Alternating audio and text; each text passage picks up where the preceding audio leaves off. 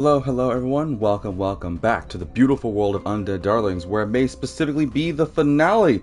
Oh man, I really hope not, but I mean, well, we're already back at the sewers. For those that do not know, like I stated last episode and the episodes before, I was gonna rush through the other important parts because I don't feel like people really need to see me grinding away and fighting, and I found out something interesting.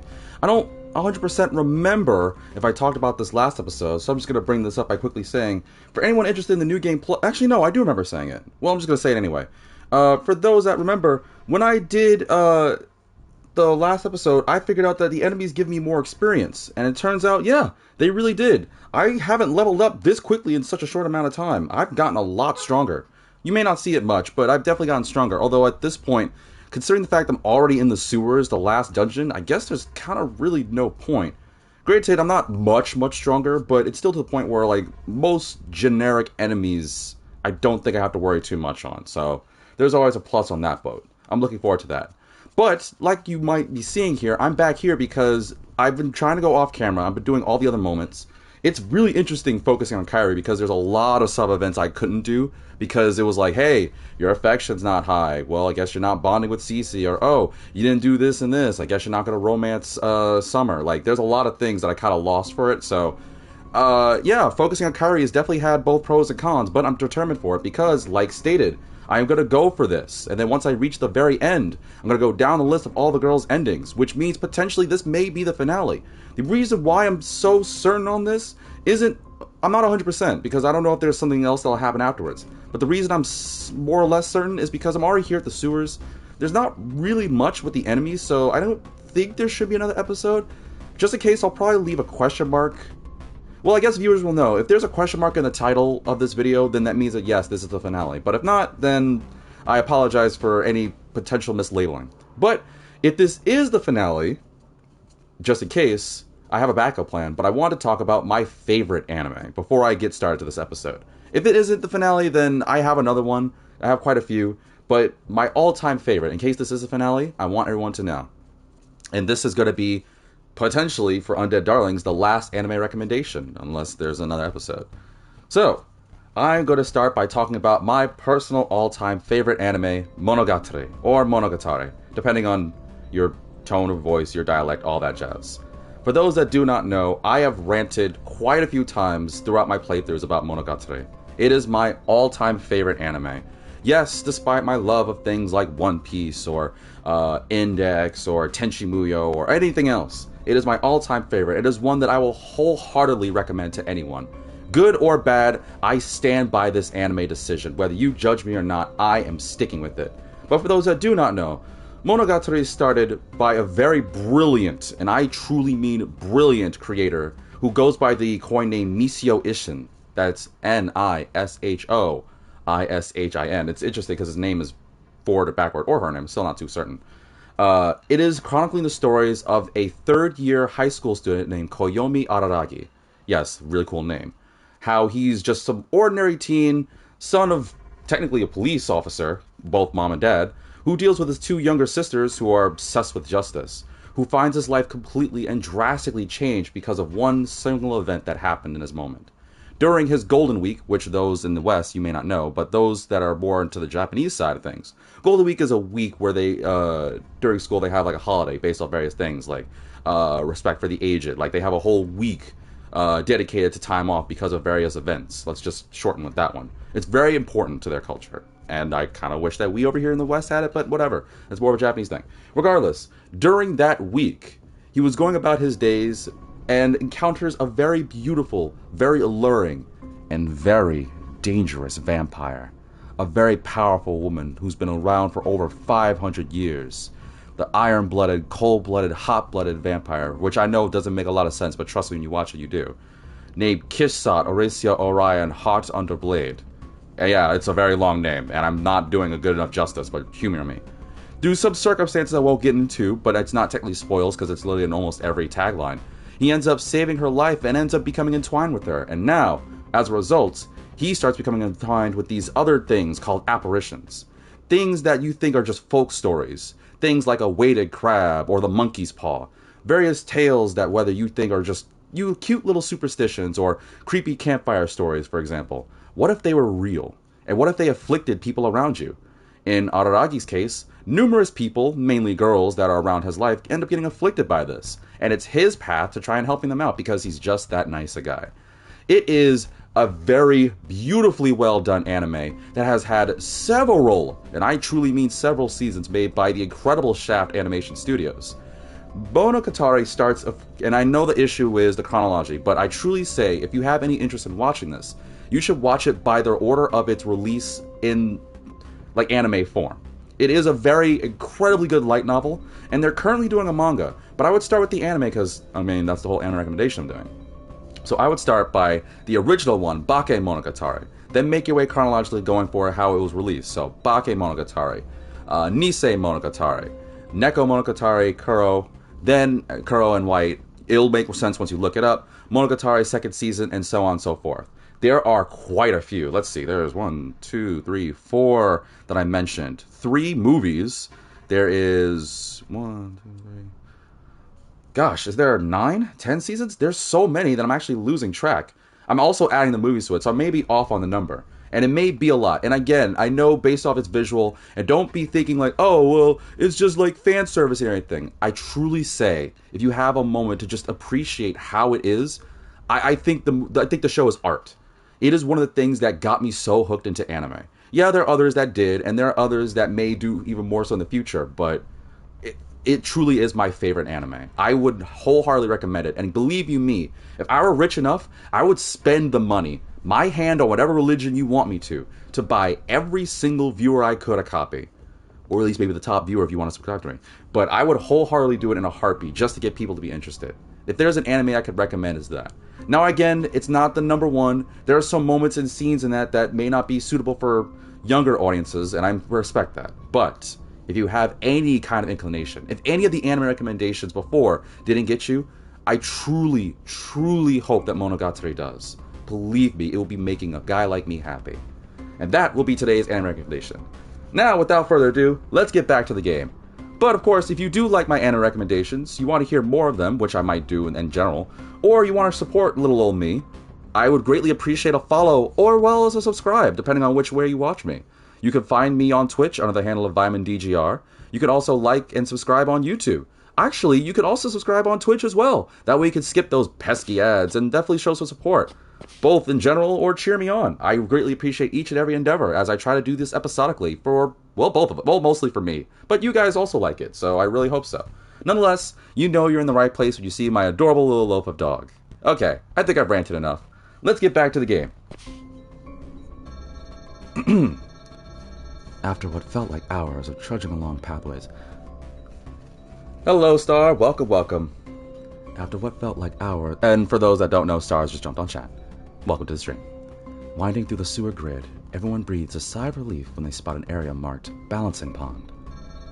I know that this scene is probably been done before, but this is actually a lot more fresh in my mind.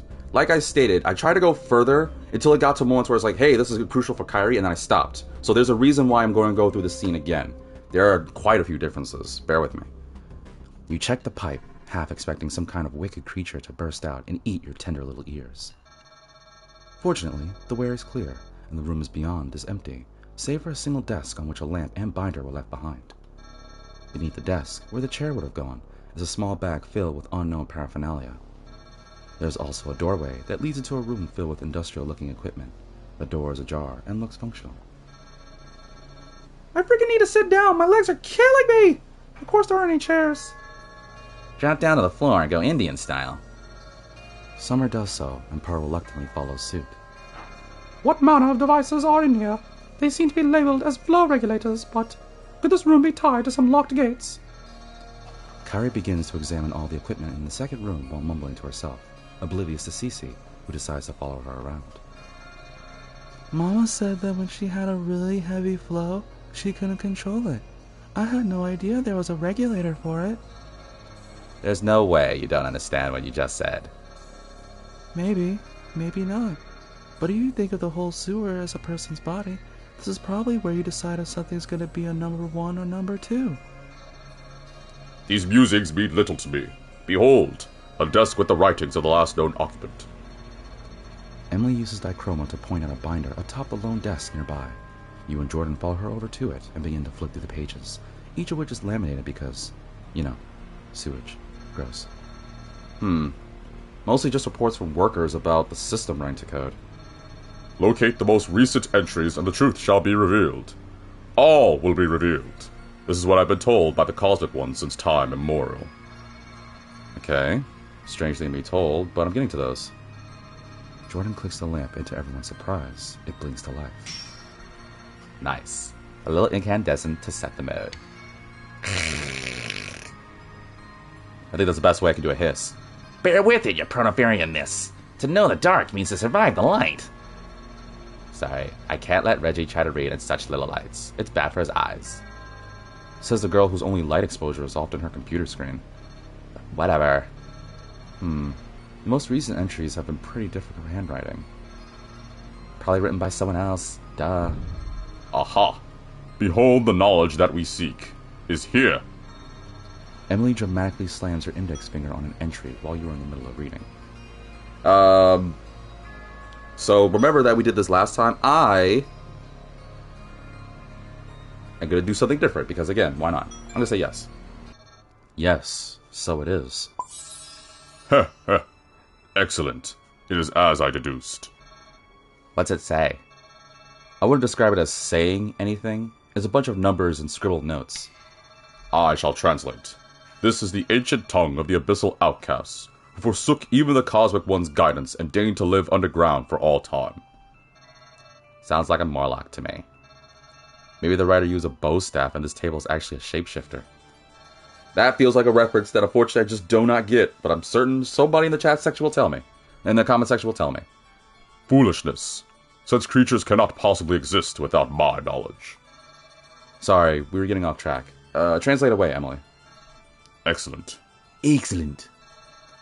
She pores over the page for a moment, hovering her hand over the page as if she were absorbing its contents. Whoever created this entry knows that the sewage system empties out near a safe haven. They are battling against the fallen machinery in an attempt to keep evil at bay. The evil within these pipes and pathways we now travel. I see. Yes, we are alone in the dark with some resident evil.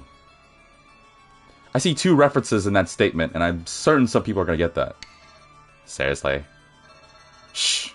Knowing Emily, it's probably a coincidence. Let's not be meta now. Any questions? Several. Kairi walks over, clears her throat, and once all eyes are on her, she adjusts her glasses. After examining the machinery in the adjacent room, I can tell you that Emily is correct. Something has been breaking through the iron grating on several pipes, similar to those we have come across in our exploration. I surmise that whoever took over the duty of looking after these rooms is the one behind the locked gratings and sluices we have encountered. Indeed. 'Twould seem there is a way to change the locks, but the manner in which they work is... What are they saying? Beats me. Listen and listen well, happenstance. All of you. In an act of unsolicited obedience, everyone gathers around Emily to hear what she has to say.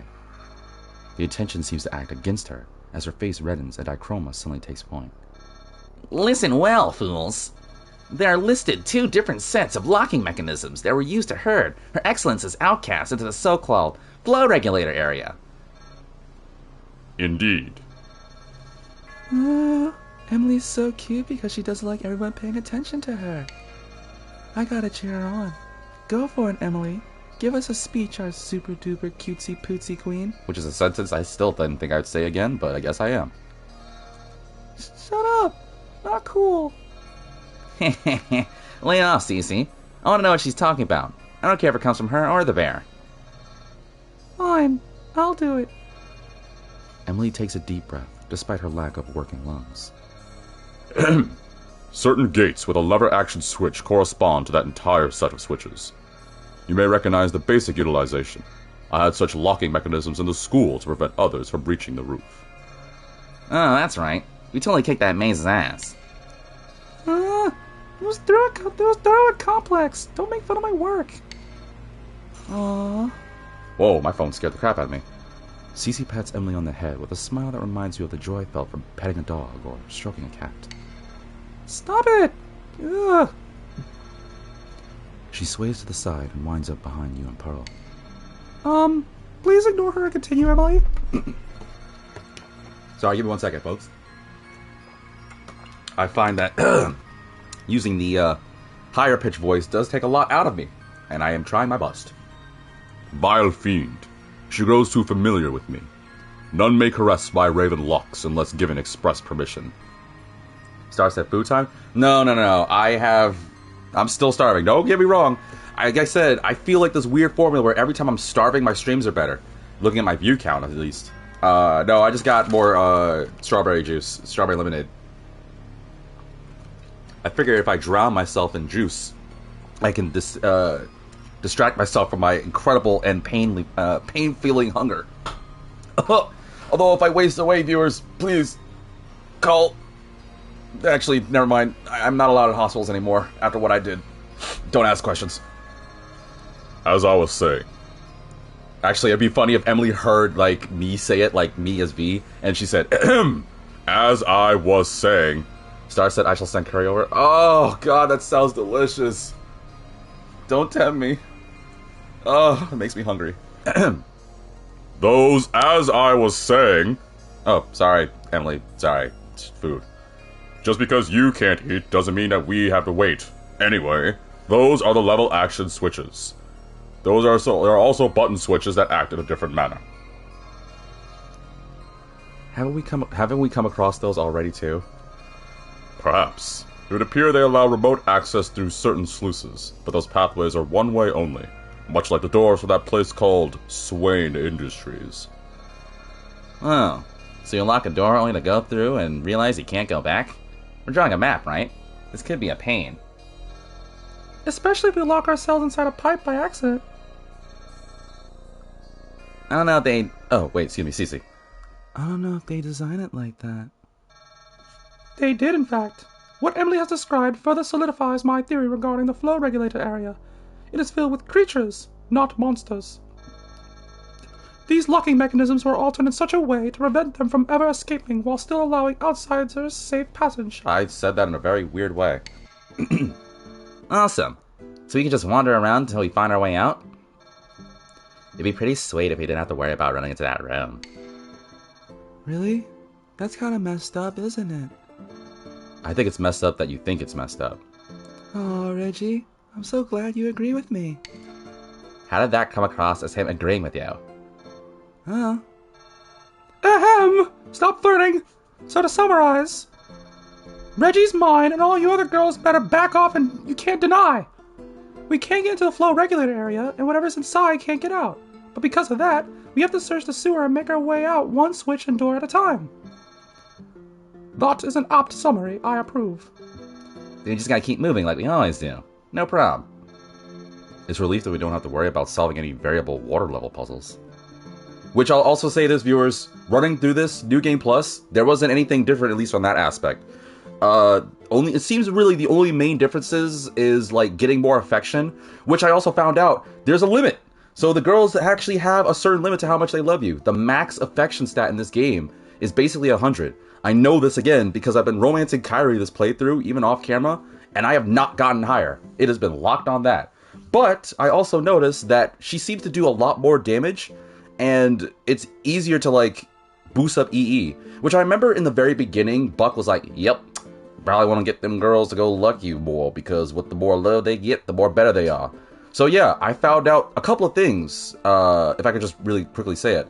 Higher affection makes the girls perform better, yes. But it turns out, surprisingly enough, I think I found out something interesting. Now, it's not 100% guaranteed, it's just a working theory, because I actually have been... I don't know how most people do it. I'm a nerd like this. I literally have a journal where I write down little notes about the games I really care about. And I've been doing like some like stat stuff. And I've been thinking about how many times like certain characters got attacked more than others. And I noticed that the characters that get attacked more than others aren't just specifically the weaker characters. It's the characters that I've noticed that have higher affection. And it's weird to me. I don't, again, this isn't 100%, but this is just my working theory is the girls that have higher affection for me are also the ones that end up getting targeted more. And there's no proof on it because I tried it with like a team of Jordan, Cece, and Kairi this run, and Kairi kept getting attacked, surprisingly more than Jordan. Then again, Jordan was also close too, but essentially, like, Cece wasn't, and I swear Cece's affection is, like, really high too. But I looked at it, I was like, oh no, I guess the stats are a little higher, so it's not 100%, just a working theory I'm on. It probably just makes no sense, and it probably still depends on, like, area and enemy, but sometimes it may be a bit of a pain to have all these people love you. Okay, never mind. Totally. I was gonna complain if we had to line up and then push a bunch of wooden boxes into our water, making a makeshift bridge. You realize it said forming, right? Whatever. We may have to take in consideration that it'll be hard to get back to Buck if we need a rest. Let's do our best to use these switches to our advantage and create shortcuts. Won't we need a map to do that? Leave it to me. I'm the best at programming cute maps on my graphical calculator. Can we trust you to do that, Reggie? Well, fun fact, that map that we've been looking was actually Cece's. No, I'm just kidding. I'm just making that up. It's not true. I don't know whose map that is. I did this last time. Let's go with... You want to do it? Why Pearl? Are you volunteering to do it instead? Huh? No, like what? That's not at all what I said. I don't think I'd be too good at it, if I'm being honest. To complain without offering alternative. Truly the words of a fool. Aw, give me a break. Don't you think I can do it, Pearly? It's not that I don't think you can, but... Your attention span kind of worries her, I think. Can you swear that you'll stay focused and make an accurate map? Yeah. Want a pinky swear over it? Nah, I'll take your word. Plus, if I do it, I'm pretty sure both of our pinkies will pop off. Then I will too. Sorry, Cece. I guess Reggie had a point for once. What do you mean for once? I mean, I did? Didn't you? I shouldn't doubt others if I'm not willing to step up to the plate. Like a baseball player. That's... What? Pretty sure that's what Emily was getting at. Oh, then thanks, Emily. Your gratitude is not necessary. Anyone else want to weigh in? You are met with shrugs, shaking heads, and silence. It would seem Cece will handle mapping this particular area, although this ultimately has no effect on you. So, nice try, loser. Well, that comment aside, if we're all in agreement, do we need anything else from in here? Actually, can we do a quick test with the switches? How? Like, can someone stay here and make sure that when we flip one switch, it doesn't open up a ton of dangerous pathways or flood the place? Ah, not trusting what you and your peers see. I am reminded of a more naive me. What? You acted like the same way like 3 days ago. No? Now, I think it's worth looking into. Since none of us are at a drowning risk, maybe Reggie should stay here. And let me guess, you want to stay here with him? I'm gonna miss that, man. If this really is the finale, I'm not gonna be able to say like I do with Pearl. I mean, I could, but it just won't be the same. Every time I think about it, until I forget, I'm always gonna think of every time anyone says the words oh, it's always gonna be Pearl. I'm gonna miss it. Figured. You're such an open book. But what do you say, Reg? Well, I mean, she's cute, so... Do you really think I would allow those two to be left alone? I shall remain behind with Reggie too. Geez, Kairi. You ain't just as bad as Pearl. Well, I'm not. So, are the cats gonna keep fighting, or can we go? Indeed. Let us go, minion. Yay, I can hang with Emmy. But keep your distance. Remember your place, you bulbous vixen. Okie dokie. Jordan, I'd really appreciate if you helped me keep an eye on those two. Fine. Kairi, you and Pearl can stay if you want. I don't have the energy to argue. Oh, that's different. Well, you're backing off from a girl's territory. I mean, that's kind of like you, but okay. Be safe, everyone. Yeah, excuse me, man, I'm switching really badly. Yes, I believe there should be a switch nearby. We will observe what occurs when you flip it. Gotcha. Later, Kairi, Pearl, Reg. See you in a few minutes. With that, the team splits up. We look between Kairi and Pearl, who seem both standoffish and pleased at the same time. Kairi heads into the other room, while Pearl remains in this one. The door is easy enough to close if privacy is desired. I shall keep my eye trained on the readouts for the machinery. Pearl, I would recommend you search for any additional information in the documents found on that desk. All right. Reggie, will you help me? And here we go. Well, like we've stated, and I've said this before at the beginning of this episode, because this has been purely a Kairi New Game Plus, I cannot do Pearl. But at the same time, when we first played it, I already did it. So, yeah, this is going to be interesting. Also, I just realized it says Kairi needs a second eye. This is the point where I stopped. So, up to this point, I have no clue. Like, I didn't do the other choices, obviously, I just did the original ones. But when it did Kairi, I know it triggers Kairi's moment. I do not honestly know what Kairi's moment is. Then again, I could just be like, screw it. It starts at AO. Then I could just be like, screw it, but no. I'm dedicated to Kairi this playthrough, so... He thinks that Kairi can use an extra eye on all those gauges. Was that a slight at my limited vision? Yeah. It's just an idiom. I'm more than happy to make fun of you if it makes you jolly, though. There's no jolly to be... Wait, actually, There's no jolly to be found in such bullying folly. now you're rhyming like a dork. Why, you? Fine, assist me. I will not tolerate failure, so do not let your eyes wander. Not to Pearl, and not to me. Huh. Wow, okay, that's rather bold of her. A little out of a character, actually. I have been told that I can look rather fetching when I'm being studious. By your parents? Irrelevant! So I will close this door behind us. Not because it makes suggestive behavior easier to get away with, though. Because this way, you and I will be able to focus, Reginald P. Happenstance. Wow. She's kind of getting aggressive. I kind of dig it. I feel like I'm being scolded when you use my full name. Also, she did use my full name. I don't like this, at all, but I guess I already had my turn, so whatever. You be good, Reggie, okay? And for those that are jumping in now, again, that haven't seen it, please go back to the other episodes. It's actually worth it. I know my voices can be whatever, but if you really want these bonding moments, again, jump into the earlier episodes. It'll make a lot more sense. With a smile and a nod, you slowly pull the door shut. And then lock it. And then you're like, alright, Kairi, I'm a man, you're a woman. Let's read these documents. No, I was kidding. You glance between the... Oh, this is Kairi's music. You glance between the... Sorry, I was listening to my headphones. I was like, what the heck did this violin come from? You glance between the several gauges placed haphazardly along the sewerage machinery and Kairi, who seems to be engrossed by their readings. Her eyes flit over to you momentarily, but upon catching your gaze, they return to the gauges without pause. Why did I say gauzes? Weird. I can't believe we're actually in a sewer system. Did you expect something more dramatic? Oh, we got voices. Sweet. Cool. It gives my voice a break a little bit. Perhaps this does feel like a downgrade after traversing in an area as exciting as that advanced government-funded laboratory maze. Right? How anticlimactic to chuck us into a sewer now. If life were an RPG, this is the type of place you start the game. Fighting rats, bats, slimes, the basic crap. So you say. But the truth of the matter is that, in our world, the most dangerous creatures lurk down here. Yes, the most dangerous creature of all. Man.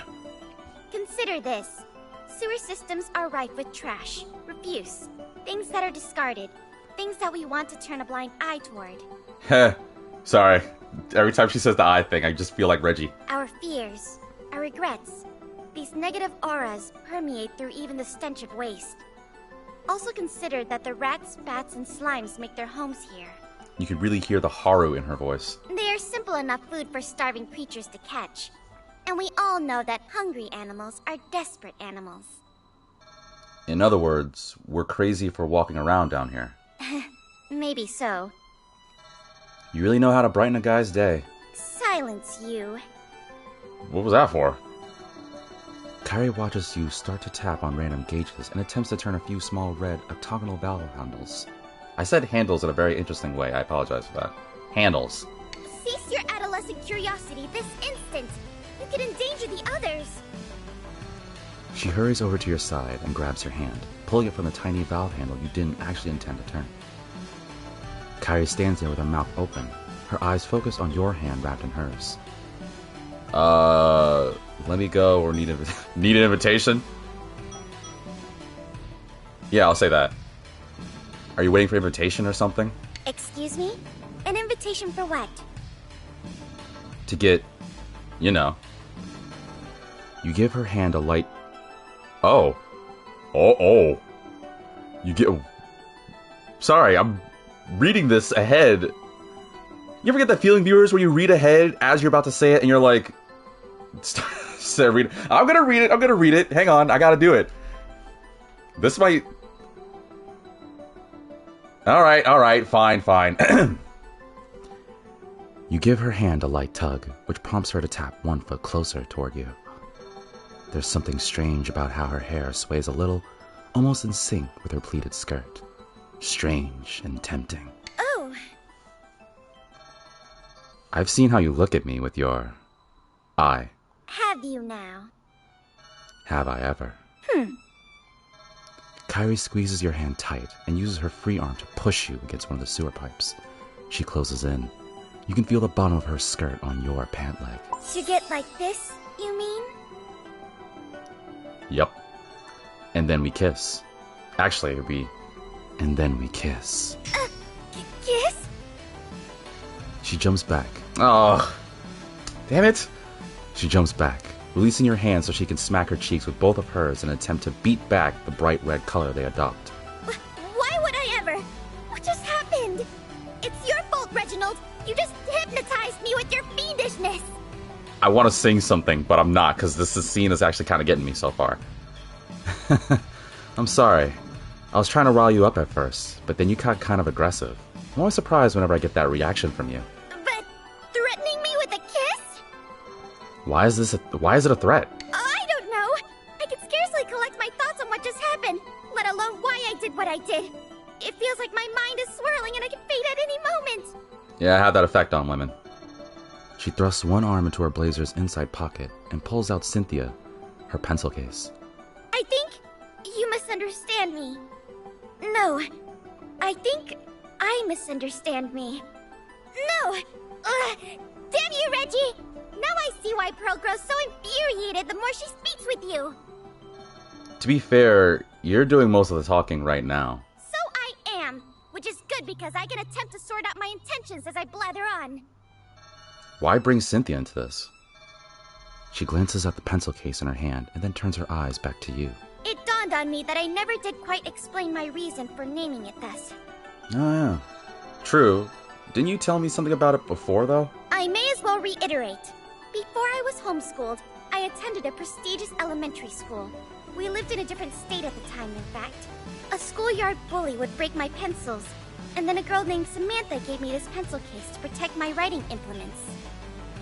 Okay, so why Cynthia? Well, Cynthia was the name of the bully. What? That's what I said, and you said... Wait, didn't she say wrong? Okay, now I'm confused. Same. I'm not sure I follow. Are you truly so dense? Perhaps the same could be said of me, though. Damn, ouch. Before our journey together, I never stopped to think why my heart would flutter whenever someone disrupted my way of doing things. I had long believed it to be related to some deep-seated hatred towards those who create chaos as a way to bring themselves joy. People like Cynthia. That is why I gave this case that name. I wanted revenge by naming something after her that would not create chaos. Something that would protect its charge rather than harm it. You don't sound convinced of that reasoning anymore. Well, as I said, I never stopped to think about my emotional responses before feeling them around you. I think those little sparks of chaos you temper into my life are fun. It prevents rote behavior. It keeps me excited. But then the question becomes, have I always felt this way? Was it truly hatred that I felt towards Cynthia? What do you think, Reggie?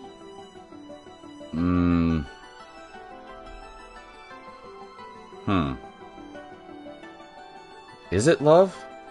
Is it love? Is it love? Is it love? Is it love that I'm feeling? Or is there... I meant to move down. I thought it'd be respect. Dang it. Thank you for the bits. But dang it. Oh, no. I didn't mean to say that, though. I legit, folks, I really want to go down and press it was respect. I figured that was smarter. Damn it. Well, I already did it. I think it was love. Not really. Your heart went aflutter and you got all flustered, right? Maybe Cynthia was your first crush. Cease this foolishness! That brutish girl was nothing but an eyesore to me. The way she'd smirk and punch herself in the hips to strike that intimidating stance.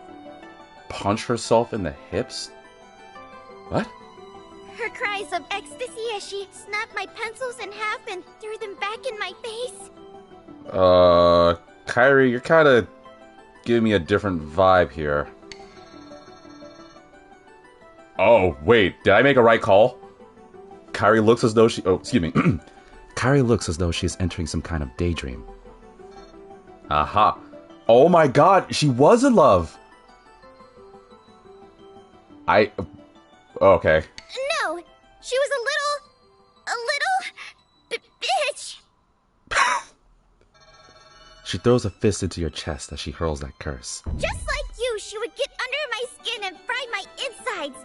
Just like you, she would laugh Ow. and tussle my hair, even when I said to stop. Just like you.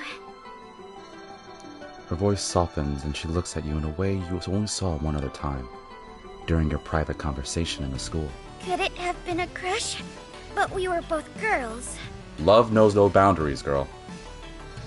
You were little. I don't think that would have been something on your mind at the time. Who knows? I suppose it is a moot point to consider now. Thank you for the bits. Star said thank you for the bits, Star. Who says what a simp? Okay. Wait, hang on. I think you just indirectly admitted to having a crush on me.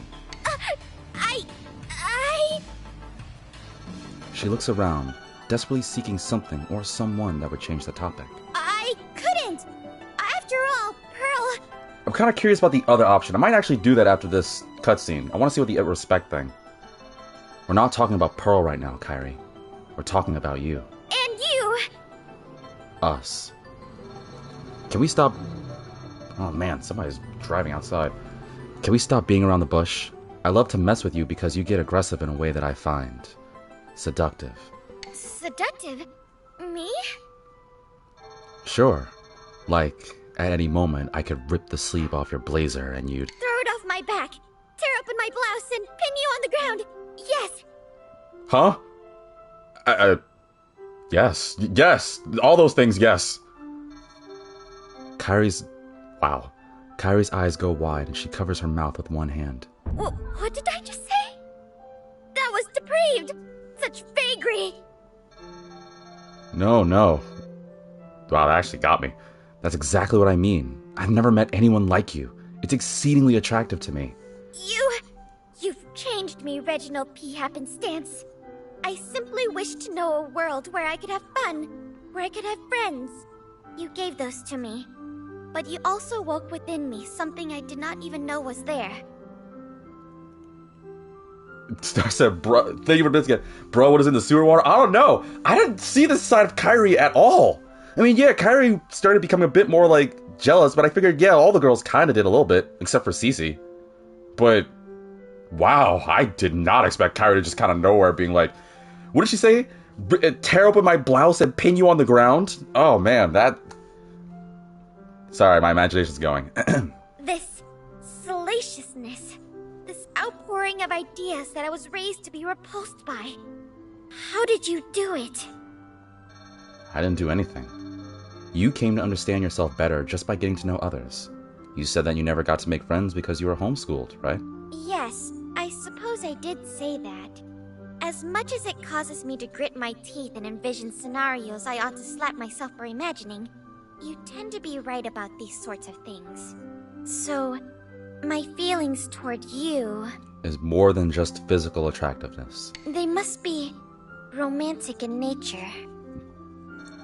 I'm only worried that it might be because I'm the first guy friend you've made. Anyone better could have come along and sweep you off your feet. What a surprising lapse of confidence. Do you really think any other man would be able to earn as much adoration as you have? You came and saved me from the gas station when I was ashamed of what I'd become. You didn't care in the slightest. You introduced me to so many interesting new friends. You promised to save not just me, but all of us. I also carry your loot in the dungeons. And we protect you in kind. Nobody I meet will be able to forge a bond with me stronger than what we have. That's why I have one more story to share with you before I can say I've truly opened up to you. I'll hear whatever you have to tell me, Kairi. It's about The day I was infected. Uh-oh. She pulls her... Oh, sorry, I thought the music was going quiet. Well, I thought the music was going quiet because every time that happens, we get to a really serious moment. Just in case, I'm going to say warning. She pulls her shirt collar aside to reveal the bite mark on her neck. You know, the bite mark that you've always seen, but we'll just pretend that she never showed it before. Surely you've seen this injury. Indeed, this is the bite that caused me to turn. Yeah, I've been wondering how it happened, as have my viewers. I mean, it's none of my business, but... There is my eye as well. Kairi holds Cynthia up next to her face and rattles it playfully. The bite was not the only injury I suffered during the encounter. What a harrowing ordeal. But I am not afraid to share it any longer. Seeing the injuries suffered by Jordan, by Summer, we have all had to endure trauma that none of us should have to live with. Depending on your perspective, I suppose we didn't live at all. You're all here right now. You survived. That's what I believe. Thank you, Reggie. Kairi takes a breath before she begins her story. Ooh, this might get serious. I have no clue what's going to happen, so in case it gets to a serious moment, viewer discretion advised. I do that with all the other girls, so I'm just being fair here. My family and I had locked ourselves into our estate. I may have mentioned it earlier, but my father had connections that informed him of the virus's spread before the general public became aware. We lacked all the facts, of course. Otherwise, my father would not have done what he did. I think I see where you're going with this. Do you? No matter. He corralled our entire family into the estate walls. We had high fences and a sturdy gate that had heavy deadbolt locks, as well as your standard lock and chain setup. Nothing would get in, he believed. Not unless invited. Oh no. Cue my aunt, uncle, and cousin Takaru coming in to stay with us. All seemed well at first. We remained inside the mansion and had enough food for all of us to last weeks. Eventually, well, Takaru started to get sick. Oh, no. It seemed like an innocuous illness. He would sweat, shiver, and was unable to keep any food down. He threw up so much. I'm sorry. Not the best time to get sick, I'm sure. Had it been an ordinary illness, he would have recovered, but he just got worse and worse. Eventually, I was tasked with helping him to bathe. He was too weak to refuse, and I was too scared to be shy about seeing my cousin's naked body. That was when I saw it. As soon as I lifted the shirt from his back, it was obvious what was going on. He was infected. Yes. Claw marks ran the length of his back. They were filled with pus, and the flesh surrounding the wound was gangrenous. I nearly let out a scream then and there, but Takaru grabbed my arm with a strength I'd never felt before and hissed at me through his teeth. Please don't tell anyone. I don't want to be alone. I don't want my family to throw me out. I can't even pretend to know what you felt after hearing that. I'll never forget those words. They were a plea, but the way he said them felt like a threat. Whatever the case, he was my cousin, the closest thing I had to a friend. I refused to abandon him. My single act of rebellion. His condition continued to deteriorate for another handful of days. Oh, Kairi. He must have been strong. From what I understand... Oh, yeah, that's right. For what I understand, Jordan and Pearl turned a lot faster after being attacked. Yeah, so this was before he probably, lost his sense of sanity. He must have been still, enhanced as a zombie, stronger and faster and everything, just like Reggie pointed out. Which means he probably used physical... I would imagine he was just more physically, intimidating to stop Kairi in her place, even despite, being a cousin and all. I presume it had to do with being scratched rather than bitten, but I cannot say for certain. One night, when it seemed to be Takaru's last, we took turns at his bedside. The screams woke me up. First, they were the cries of my aunt, lamenting Takaru's death. I stayed in my bed and cried. It must have been a matter of hours after that, but I heard my aunt scream again.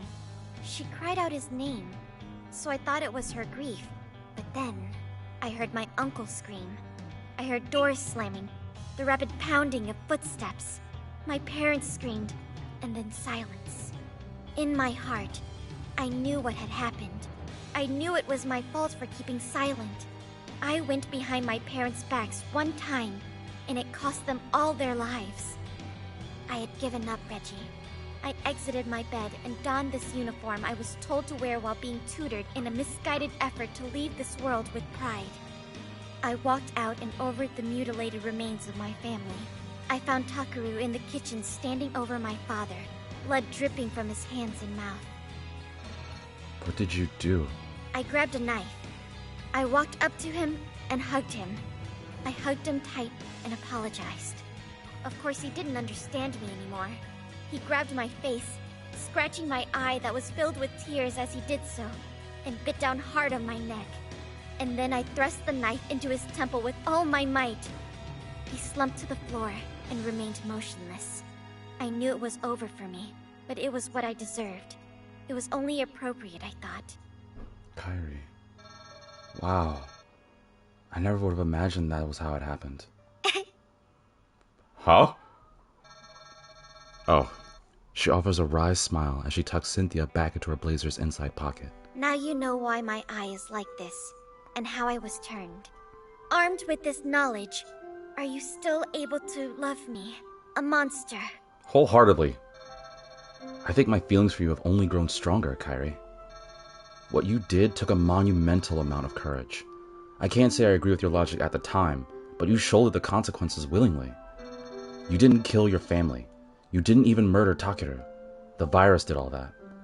If anyone, my dad is the monster. You find the words to soothe me almost as often as you find the words to infuriate me to my core. You mustn't blame your father when we are not sure how the virus spread. Surely he had his reasons for researching it in the first place. But if I had to find the silver lining in all this tragedy, my actions led me to find you. No. While selfish of me to place this burden on you, will you stay by my side? Of course I will. You caught my eye, no offense, the very first time we met. There was something about you I couldn't resist. You no longer have to. Oh. Oh. She unbuttons her blazer with a... Sorry, I slipped. I slipped. She unbuttons her blazer with a very suggestive smile. Here? Oh. No, I got baited! She buttons it back up as she laughs. Ugh.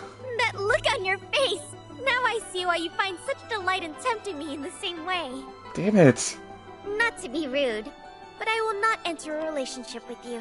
What? Yeah, that! Why? What about me pulling you close and pinning you on the ground and everything? Why? Not until I'm cured. Oh. If we were to kiss, then I would want my lips to be soft, warm, and alive. I want to treasure that memory forever, and I want it to have no connection to my current accursed affliction. I see. I mean, it kind of felt like for some reason I'm still okay with that, but you know, whatever. It's a promise then. When you're cured and when you're ready, I'll be here for you. I'm glad. I'm very, very happy to have found you, Reggie. Likewise, Kairi. She glances to one of the sewer pipe's gauges and gas. Oh, we need to get back to business. Let us tell Pearl that the others may be returning soon. That time already, huh? Alright, let's go. Kairi smiles and, after looking down at her feet momentarily, reaches for your hand and gives it a tender squeeze. She then lets go and walks toward the door leading into the other room. That was... Wow, that was a scene. Whew. I think the room got a little hotter in here, if you ask me. Might have to turn my fan on. The wait continues. Will the other girls be able to locate and flip a switch? Or they have been done in by the strange rat exterminators and piles of sentient sludge? You, Pearl, and Kairi reconvene to discuss your collective findings. Wait. Is this the same thing? I think this is the same thing. I've read this before. Yeah, this is the same thing, right? For the green, this is when they all come back? Yeah, okay, we can skip this. Okay, then, yeah, I can talk about it. Whoa, dude, seriously, that Kairi moment got me. First off, was not expecting that aggressive side.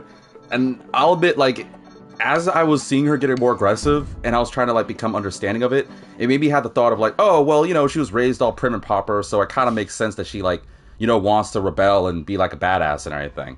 But I didn't expect her to be so forward. I don't know. Okay, that's okay, cool. I didn't expect her to be so forward, if that makes sense to people. So that really shocked me. And all for good reasons. Okay, V, calm down. We don't have to reach too much here. I do have to rip through these areas, though, which hopefully shouldn't take too long to shortcut this. Yeah, I should be able to just rip through this with extreme speed. At the same time, we got to find out about Kairi, which means we kind of know everybody's, hold on. Rumble, rumble. Groan, squish. You hear the sound of flowing water grow ever more tense. This does not bode well. Hey, ladies! I hear it too. I think everyone just flushed. Quick! Get to the highest ground you can! We're about to get flooded!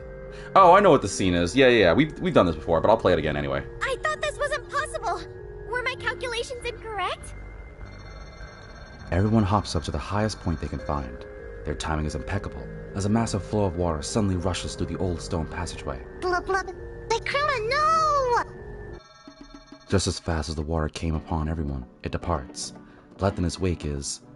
This nice cutscene. Yeah, I know this is going to be familiar to my my fans that have been following me thus far, so this isn't 100% new. But in case anyone's joining in now, should be new.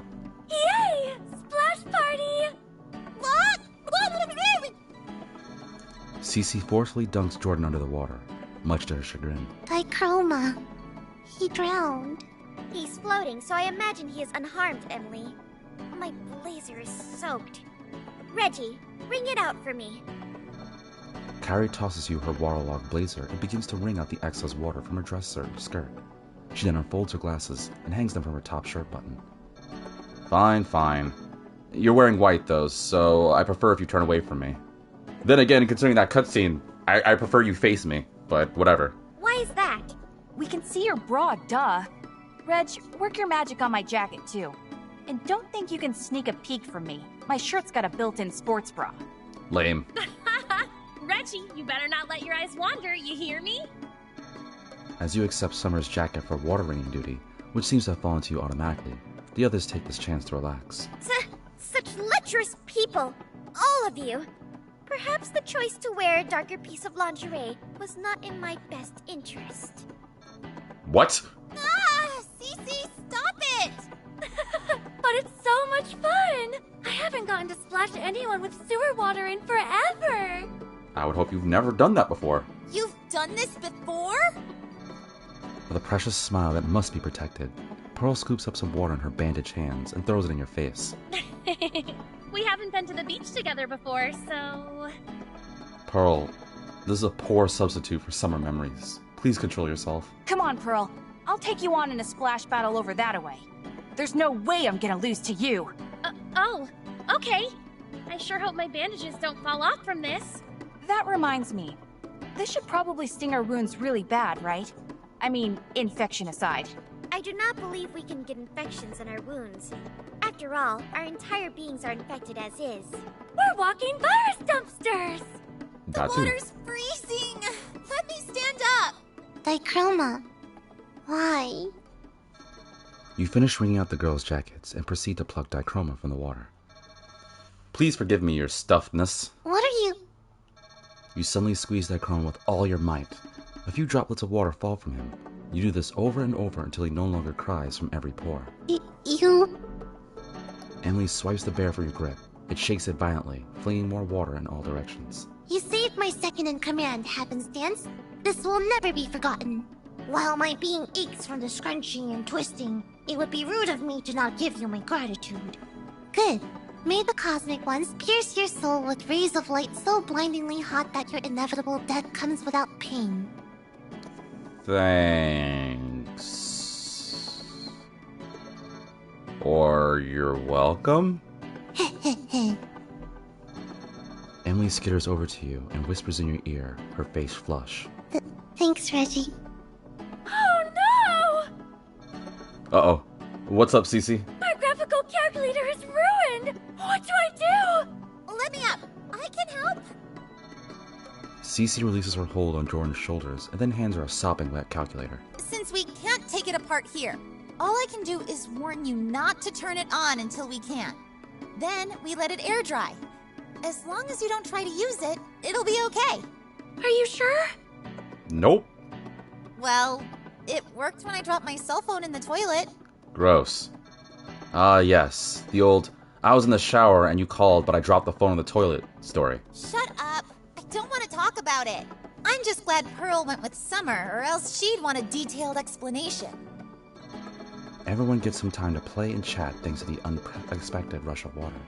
Despite everything, the water seems to be fairly clean. No waste, no trash, no strange coloration, thank God. Perhaps the water is fresh enough to drink? No way am I gonna find out. That said, you find a safe place to hang the less wet jackets and have a good time with the others. It didn't take long for everyone to dry off enough to continue the journey. Oh, okay. I was like, wait, I got a new scene? Sweet. Alright, now how do I get through this? Unfortunately, I do have to go through this area again, which sucks. If I could just find the switches to hit. Luckily, this shouldn't take too long since I'm avoiding fights. And unfortunately, since I don't have the right characters, it's not going to be doing much on cutscenes. So I just need to find the things that'll get me through. So I need to hit green, which means I do have to fight one enemy. Hopefully green and yellow are not connected. How fortuitous. Yeah, this shouldn't take me too long. But yeah, no, seriously. And what's crazy is that we found out more about... yeah, you might notice that Summer has... For some reason, Summer's learning spells. I don't know why. This isn't based off a weapon. She just, I don't know, kind of does. I could even, like, make up why. She just does. So, humor me. Let's use this, and let's use the Tesla. But, okay, which means we know everyone's, like, crazy moments now. We already talked about it before with the others, but now with Kairi, I mean, I feel bad for her. Because, yeah, she wanted to do it for cousin. I feel it was more, like she said, it felt more like a threat and everything, but she didn't want to, like, lose her family, and I agree. I feel like, even at the worst, I feel like if I haven't said this throughout this playthrough, then this is going to be maybe the first time, but if I have, then I apologize for being a broken record here. But if someone you love, like a family member, especially someone that was, like, you know, directly closer to you in age, or maybe younger, was, like, infected in a zombie apocalypse, and you had the chance to, like, you know, lack of a better term, rat them out, you probably wouldn't, right? I mean, I personally wouldn't. I know it'd be dangerous, and it'd probably put us at risk. I would most likely, like, if it were me, I would quarantine that person and lock them down. Actually, yeah, that's a hard choice, actually. Because on one hand, it's, yeah, by not telling people, you're putting your family at risk. But by telling them, you're also kind of, like, ousting your family member. Which I would imagine sucks. Man, that's a hard choice. Seriously, like, my props to Kairi, because I don't even think I could make that choice. Let's fight. Like, the risk of outing your family member? Because worst comes to worst, even if that family member is, like, you know, healed and is like, okay, thanks, no hard feelings. I don't think it'd be that easy. And that's the problem, though. Maybe I could get insta-kill. What are y'all weak to? Oh, well, none of this, so I'm just gonna use lightning. I don't know, viewers, let me know. If in a circumstance like that, would you, like, out your family member that's infected, or would you say something? Because I can't imagine it'd be all that easy. Ow! This should work. No, not insta-kill. Oh, but, ow! You're probably wondering why they go for Kairi. I'm gonna show you proof on that, once I'm done beating the sense out of you. I hope I have another weapon. Screw it. I'm breaking it. It's ice, huh? It is a very hard choice to make. One that I don't think I'll maybe be able to have the bravery for. And I'm not just saying it because Kairi totally, like, you know, that aggressive side really, like, got me. But it's just not an easy choice to make. It really isn't. If anybody can, then my props to you. Because that takes a next level kind of thing. One that I'll admit that I may not be brave enough to do. To just out that, just to save it. And I get it. I know I probably would, but the pain I would feel having to do it, ugh, I couldn't bear through that. I think this is the last area, right? Yeah, this is the last area. Okay, cool. Then we could just rip through this, and then we'll be done once I find the blue switch. I should probably heal. Let me fight this real quick. This shouldn't be too bad. Let's fight. I'm gonna break this thing in exchange, though, but whatever. I probably should have healed, but I'm certain I'll be probably fine. Maybe. Hopefully. Let's do it on you. I'll get ya. But yeah, that means we know everybody's thing. Like, Summer, who got infected because of her dog. Kairi, we just heard from her cousin. Pearl, unfortunately, I remember that because she was trying to get out and couldn't. Jordan, the same for her head injury. Wait, we know Cece's, right? Why am I spacing on how Cece got injured? Emily was patient 0, which we do remember. Why do I not remember how Cece got injured? Was it her folks? Ah, man, I can't remember Cece's. Sucks, because normally I would've. I just can't think of it right now. I don't know why. Maybe I'm still kind of hopped on the whole Kairi thing. Yeah. But we know, like, all their personal stories. I'm certain at this point people are like, you don't remember Cece? Sorry, can you blame me? That Kairi thing really kind of got me. Kairi, you're done. Kairi, you're done. Please stop, Kairi. As expected. It was a bit much. Next. Nope. Nope. Alright, Summer needs a new weapon. Let's give you the Monster Mash. Hey, it even has a skill that's named for you. This is technically stronger, yeah. Although it does weaken everything. Screw it, whatever. You did the Graveyard Smash. You did the mash. Okay, I need to find a blue switch. A blue switch. A blue switch. Please tell me this is yellow and blue. This is not.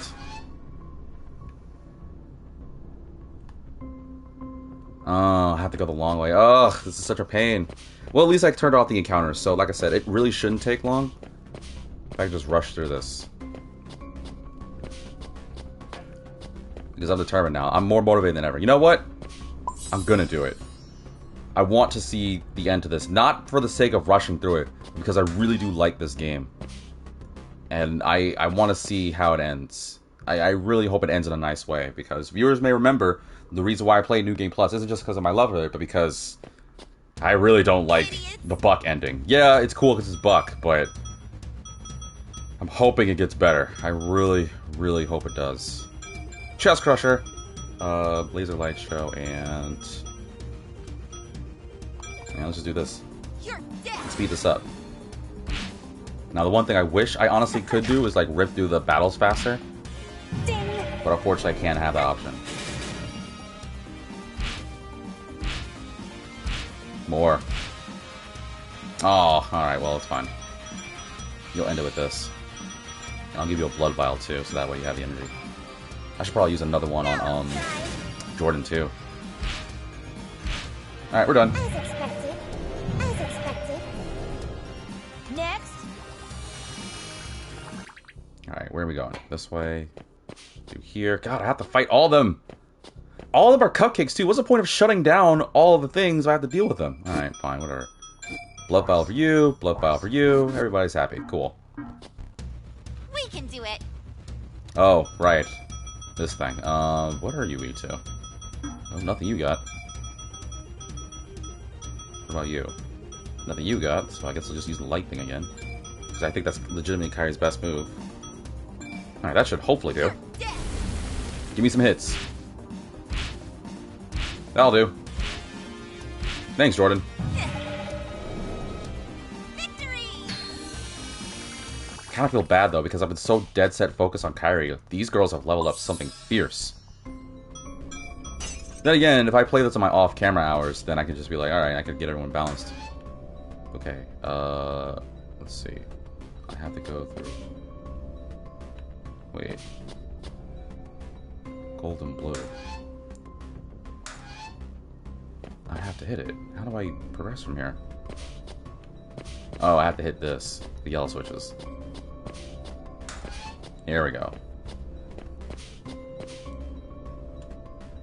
find one more switch. Ugh. What a pain. Then again, considering it, it's fine. It's whatever. I think we all are accustomed to this at this point. Yeah, I already have that. I don't need that.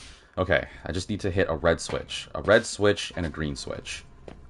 Red switch and a green switch, and then we're done. Red switch and green switch. Red switch, green switch. Where are you? Unless... No, it just takes me the same way. Okay. Now I need to find a green switch. Where's the green switch? Where's the green switch? I don't see it.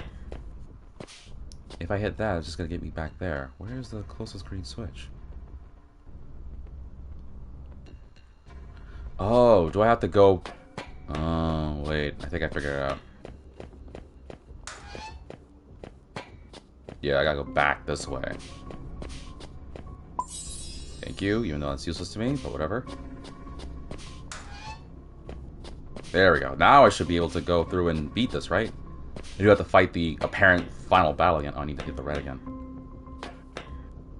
Wait. Oh, no, this one. There we go. Now we're good. Now we can end this. Problem is I do have to fight this freaking rock wall thing again, but with that, we'll basically be done. Which means... Oh, I might as well make a separate save, because I kind of want to see those scenes again. For science purposes, of course. Right. Alright. Olay. I just gotta beat this stupid thing again. Alright, well at least I think I have the better team for it, so that... That, and... That. This is a team that is meant for 40,000 health. Jesus, it had that much health? I did not know it had that much. Jeez Louise. But at least we have the best team setup possible for it, unlike last time.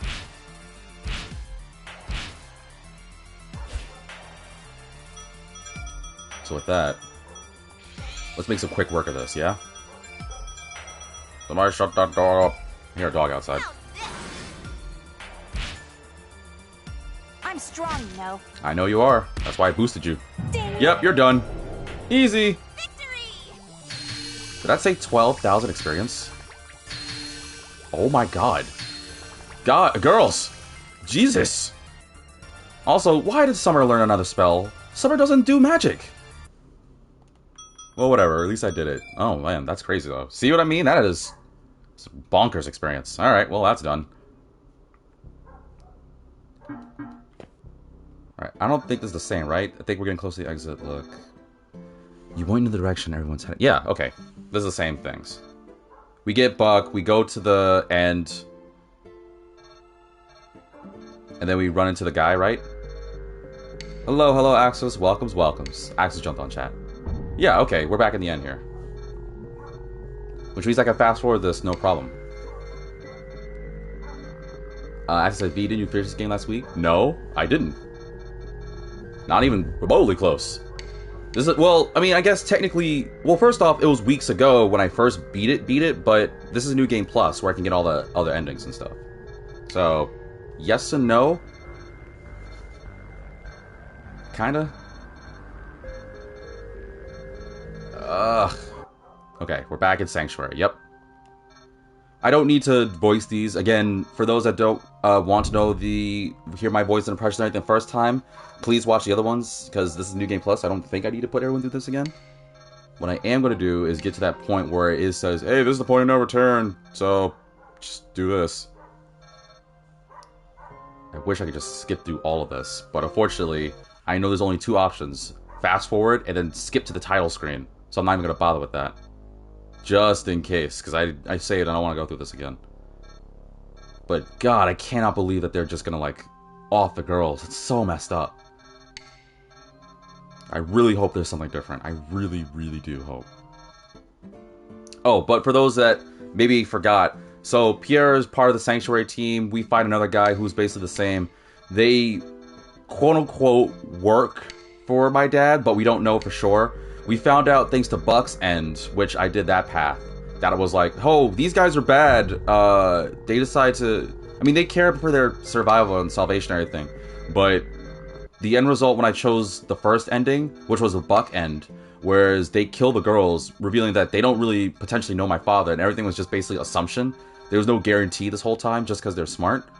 Buck kind of like helps figure that out alongside me, but I'm the one that kind of like really like, hey, I know they're bad news. So we kind of like ditch, and it sucks because it's like, oh, well then I guess there's no point in me like being here. I basically throw away the girls. For those that want a reminder of it, which again, I think I hate this ending the most. I know some people like Buck, and I do too, but come on now.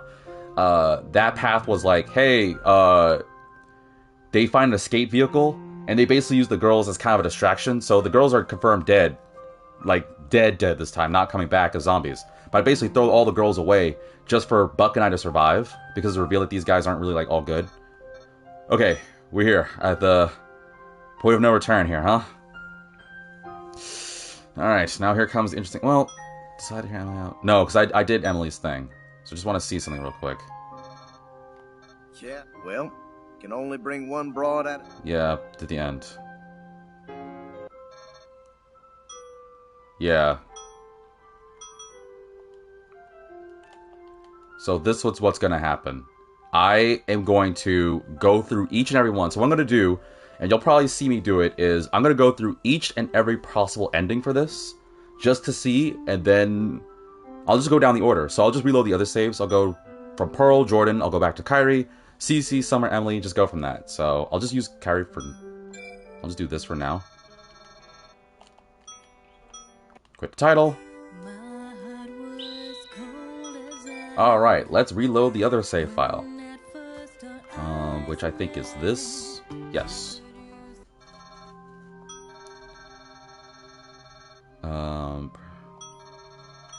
Let's see, world map. I want to go to Sanctuary. Axis says, hang on bro, didn't anyone die last week? That's literally what I just said, dude. Well, in the original run, technically. Everyone unfortunately bit the bullet. Oh, did I not do Emily? Oh, alright. Well, I can just rush through this real quick. This shouldn't take too long. Yeah, well, that's... For those that don't know, this is basically, Emily... Well, I'm pretty sure most people that watch this point know. But this is essentially Emily's, like, revealing moment. That we find out that she's patient zero. Her trust issues because she was orphaned, which is seriously messed up. But, whatever. Axis is funny, too. You missed several scenes that basically kind of, like, jumped up, like, Kairi's, like, feeling in me really quickly. Like, I'm certain Star and other characters and other people will tell you, but I wasn't expecting Kairi to be as aggressive. That's all I'm gonna say. Yes, Emily. I would love to hear you again. Believe me, I have, but I technically already did, so I want to be fair. Going to make a separate save here. I said don't stare. No. I have to. Wait, should I have done this if I'm just going down in order? I guess I probably shouldn't have, huh? Do you think humans? It is no superiorness. Yes, as evidence. Quite the dark. I guess theoretically, if I am doing this, maybe I'll go reverse order. Because I just realized why I set the save here. I did this because I want to do Emily's thing again. Which means maybe I should start in reverse order. And go from down up. So let's go Emily to Cece to Summer to Kairi to Jordan to Pearl. You know what? That'll be cool too, since we technically started, like, you know, in first order. Let's do that. So let's do Emily first. Reggie. Do you I see. You like Thank you, and Emily. I asked if it is a cow. You had bet. Ugh. And then Sorry, I gotta adjust. This chair's really bad. Oh. I need to get a new chair, folks. Then Ugh. I shall return. This chair's just getting bad. Alright. So... Oh, but I did say I was gonna do... Because what the heck is I can't pick one? What's the difference between I can't? Well, I know what this is. This is the bad ending. I'm not choosing that again. That's already done. Maybe I should just stick with Pearl. Well, because I kind of want to go way down. Because if I go reverse order, then I have to choose I can't pick one. And I... Screw it. I'm doing Pearl. I know I'm backpedaling. I'm sorry. I'm not good with this. I'm just going to go down the list. I'm just going to stick with my original plan. Alright, let's go with Pearl. Alright, viewers. This is going to be the end game here. I don't know how long this will take. I don't know what's going to happen at this point. So, let's be prepared for this. Down the line. Let's go with... Pearl. I'll go get Pearl. I I kind of figured you two were a thing. Did you? I guess she and I danced around it for most of our adolescence. Sometimes two lovers only realize they're in love after everyone else around them knows. Look at you being all profound and wise. I sounded like some kind of Shakespeare asshole, huh? And threw it away. Not at all. You're safe. Whatever, kid. Go get your girlfriend. I'll chat up our good friend Mr. Vip until the cure's ready for her. You collect Pearl from the prison cell and bring her back to the courtyard. Buck seems to have gone off to find Apparently Mr. Vip, but I thought it was VIP, but whatever. Mr. Vip? What's this about, Reggie? Why did you leave everyone else behind?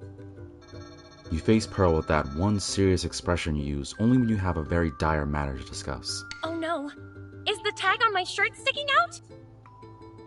Of course that's not it. Sorry, I wanted to tease you for once, and you never look at me like that, so... Well, it's a serious topic I want to discuss today. About us?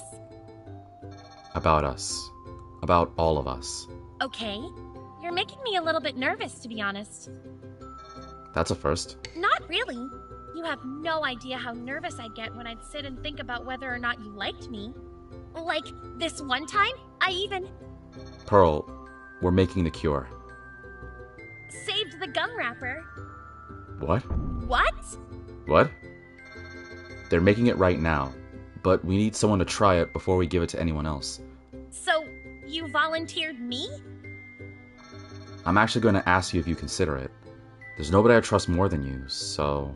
You want to give it to me before making sure it works by using it on someone else? That doesn't sound very boyfriendy. Are you breaking up with me already? We didn't get started yet. Or did we? I'm still kind of confused about the time span of this. What? No. I'm not sure anyone else would agree to do it. Besides, I want it to be your choice. That's why I'm asking. Will you take the cure? I guess forcing someone else to take it would be pretty cruel, huh? If this is my best chance to become human again and be with you, then I'm happy to do it. I can't wait. It's gotten hard to picture you without your mummy arms, though. I might keep them around as a fashion statement then. Please don't. Yeah, don't. I'm teasing again. But honestly, my arms might be pretty scarred from the attack. We'll figure it out together. Together. Right. With the agreement made, you and Pearl wait for Mr. Vip to bring the synthesized cure. It took some time, but it was worth the wait. Pearl was seated and given a cup of juice to drink before the big event. Except it was all a trick, and the juice was actually... Oh, God. Oh, dude.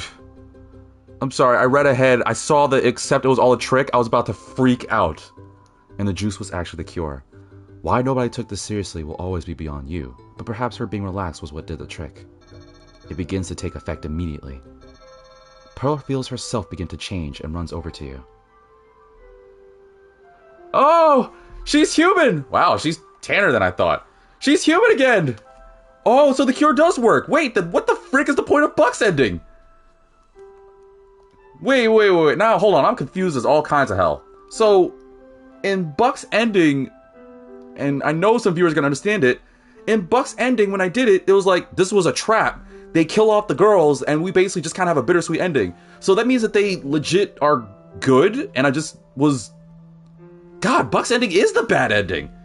Wow, this is why you don't assume people, but hell yeah, Pearl! Reggie, look! Look! Man, I like this version of you for sure. Not that you weren't better or good already. I can't believe it. My dad really... He cured me! It's like our families arranged for us to be together! There has to be a better way to word that. Oh, whatever. I can barely think straight right now. It's so warm. It's so loud. I never really thought about how it felt to be alive before. But now it's all I can feel. Your arms. Huh? She finally notices the bandages becoming unraveled. They're coming undone. This goes beyond a simple cure. I was bracing myself for the worst, but the scars are pretty small. I can't even see them. Look, you can see where their nails ran down my arms. Mementos. Yes, the Forbidden Dungeon. Finally, something you don't have to hoard away to remember. Aw, Reggie! And wouldn't you know it, it's the one thing I wish I didn't have to remember. But it did lead us to now. Yeah. My feelings finally reached you. Sure, I had to die first, but that just goes to show you how powerful love is. I feel like you just chastised me. Sounds like a guilty conscience to me. So, what should we do next? Cure everyone else? Yeah, they can wait. It's more about you. Honestly... Oh, okay, cool. Honestly, I was hoping we'd get to spend just a little bit of time together first. Now that we know it works, we can make the cure in larger quantities, but that'll take a while. I see. Well, if it's time spent with you, I'm willing to wait forever. No, I mean it'll take a day or two. Besides, you don't have to wait a moment longer. Let's go do something right now. Oh, I should cook something to thank everyone here for taking us in. No, I don't want to become a zombie this time. Plus, I'm sure I need the practice. I'll have a lot of cooking to do once Jordan's cured after all. That sounds like a good idea. I'll help by sticking my finger in the mixing bowl, but Please. Wait, what do you mean? Shout out, no, not that cooking. We know Pearl's not a good cook. For those that don't remember that time she made a peanut butter and banana sandwich? Literally with those 3 items separately? It's a good thing I love her. You can be my taste tester, and you better like it because I'm gonna get better and better. Oh, I just got an achievement. Is that the end of that? Yeah, is this the credits? Is this the credits? Yeah, it's the credits. Okay, then I can skip it. Because we already got this one. Oh, okay, I got an achievement for Pearl. Alright, Flashes of Reggie. Aww! Achieve Pearl's ending. Yeah, okay, new game plus, blah, blah, blah. Oh, that was so sweet. I liked it. Well, I'll make a separate save. No, it wasn't innuendo. I wasn't trying to make innuendo on that one. Yeah, okay. Alright, well, that's Pearl done. But I gotta do with the other one. No, saying putting your finger in the mixing bowl is not innuendo. That's not what I meant, and you know it. Don't be funny.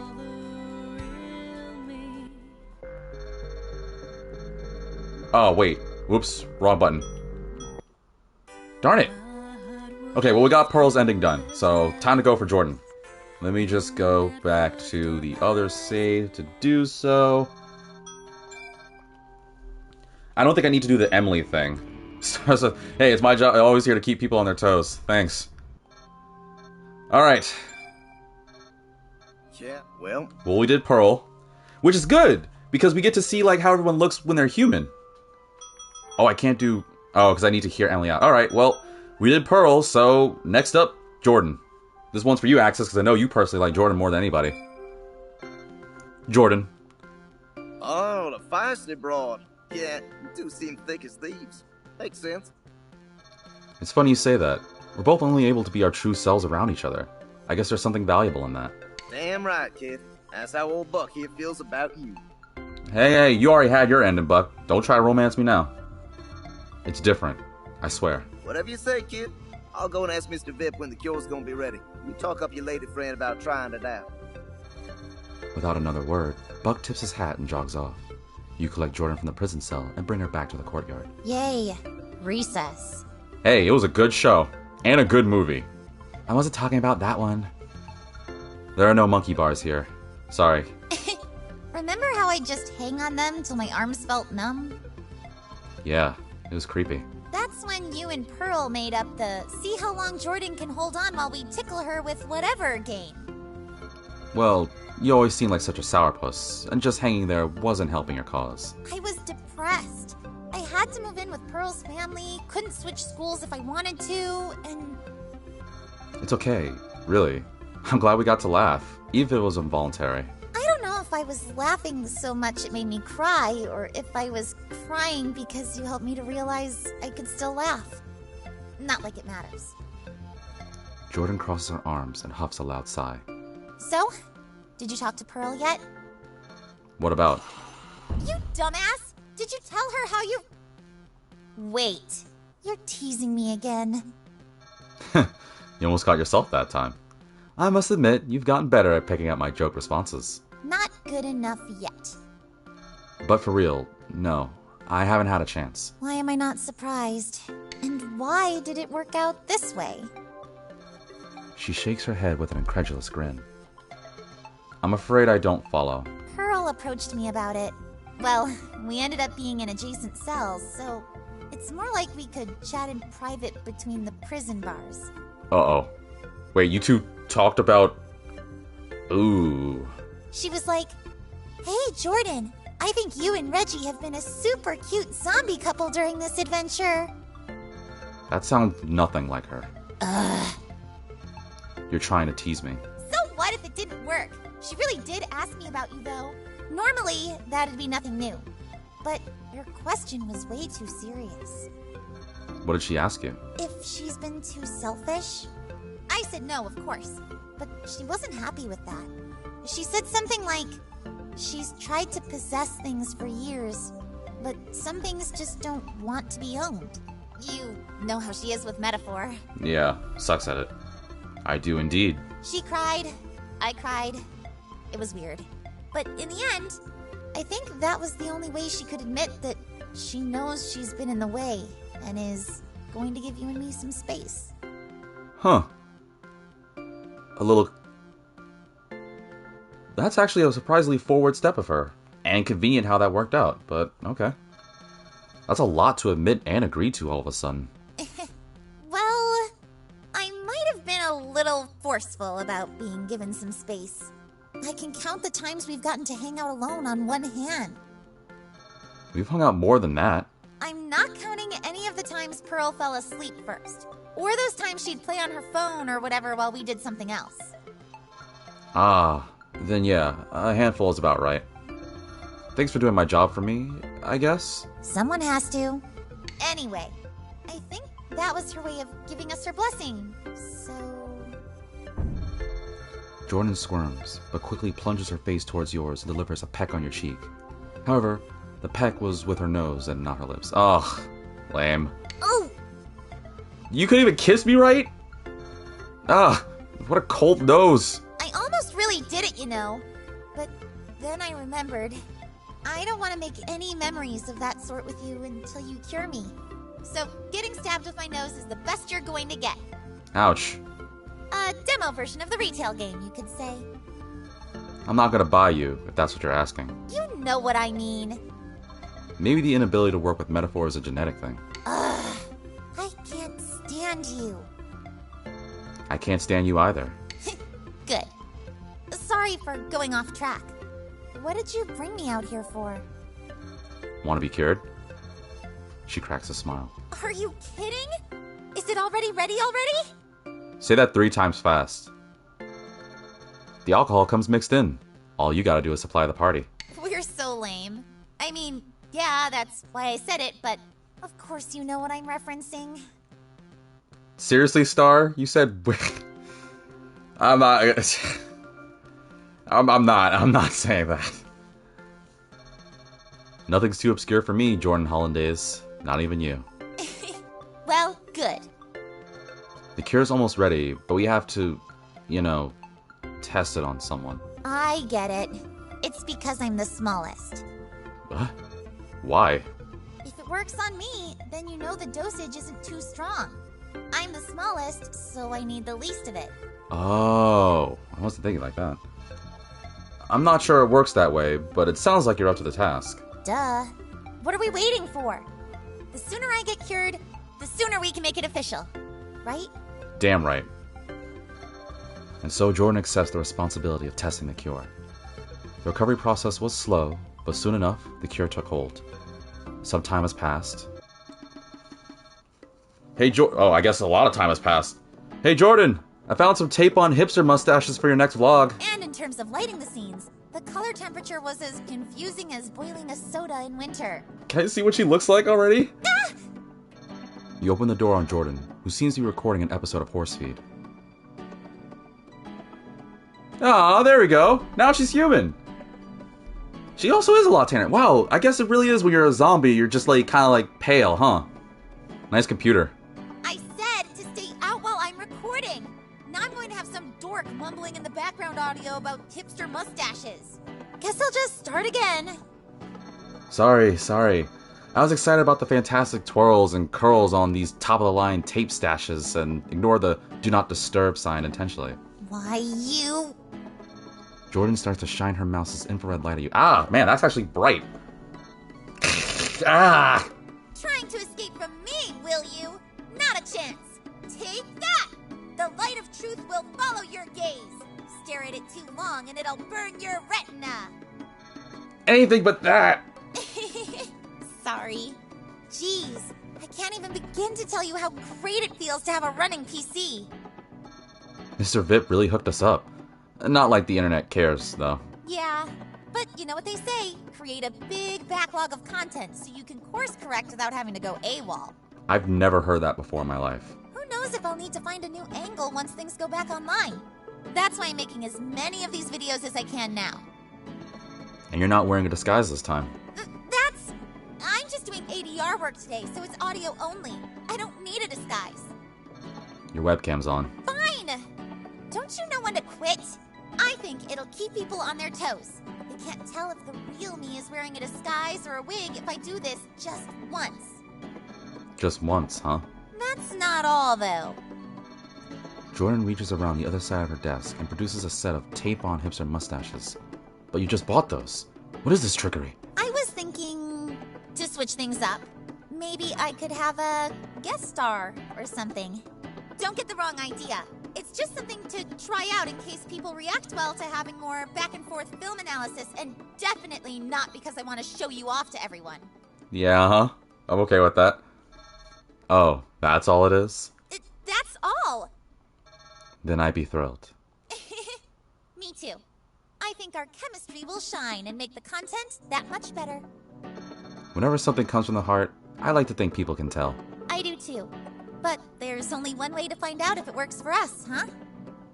Our first kiss is going to be on live stream, isn't it? What? You... I'm not hearing a no. You read my mind. Oh! Oh!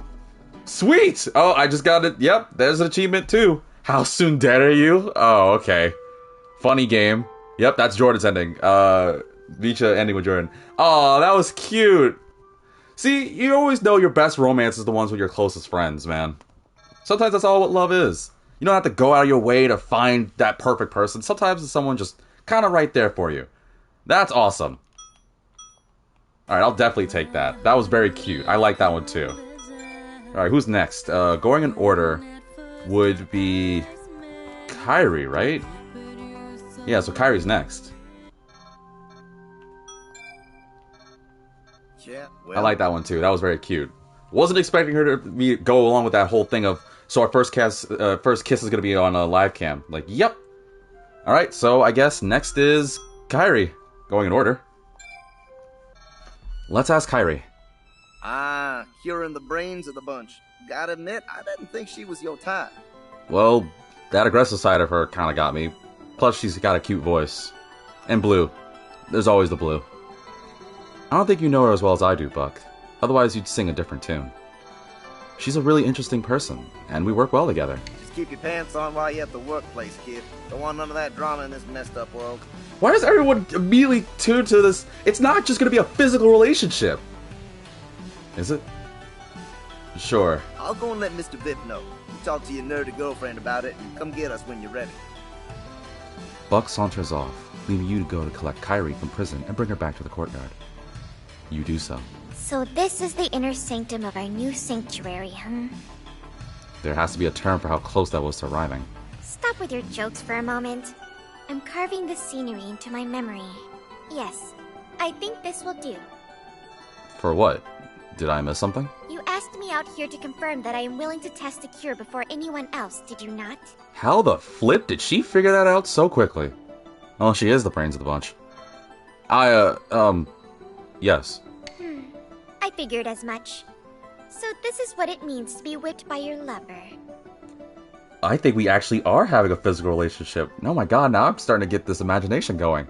Kairi, you little minx. Kairi fiddles with her glasses for a moment as she loosens her bow tie. Part of me feels foolish for once thinking it was a physical act. Well, it depends. Some people like that. Wait, that's not important. I don't think this is what being whipped is either. Oh? I'm asking you because I trust you more than anyone. Who else would be able to keep their wits about them and accurately describe what's happening to them as they're being cured? Only me, I presume. Certainly not Cece. Certainly not. Knowing this, I don't think I can agree with you. What? Why, Kairi? Please. You're kidding. What's the but? Asking the same person to whom you have confessed your feelings, it feels like the safe choice, not the smart one.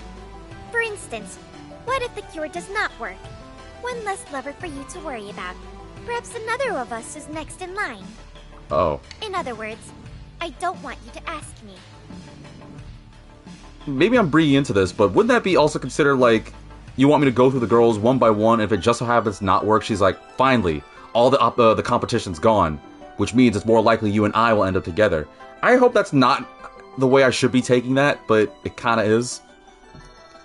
Her eyes... Uh-oh. Oh, here we go again. Her eyes flash with that hint of desire you've seen in her before. Then do what I'm telling you to do. It's going to be you because I can't stand keeping you at arm's length anymore. And you better kiss me as soon as you're cured. I've been waiting. I must admit, I like indulging in this twisted side of myself with you. I cannot wait to feel how hard my heart thumps when we talk of such things. Talking the talk is all harmless fun. I'll never do anything to hurt you. What did you say about the whipping? Does that hurt? You say that with a heart. Oh my god, Kairi is Star was right! Kairi's a minx! She's crazy! And again, I have to thank you for helping me to loosen up and make jokes. Like, right, you were joking, right? And then Kairi's like, yeah, right, joking, yeah. Cure me, Reggie. Your reward shall be the kiss that you thirst for. Okay. Thus, Kairi received the cure once it had been synthesized. Her body took it rather well, among other things. Mr. Vip even made a comment about how her eye was able to be saved thanks to the repeated injections of saline. Who could have known that would actually work? Days pass. Good afternoon, Kairi. Sorry for coming by so late. Oh, Reggie.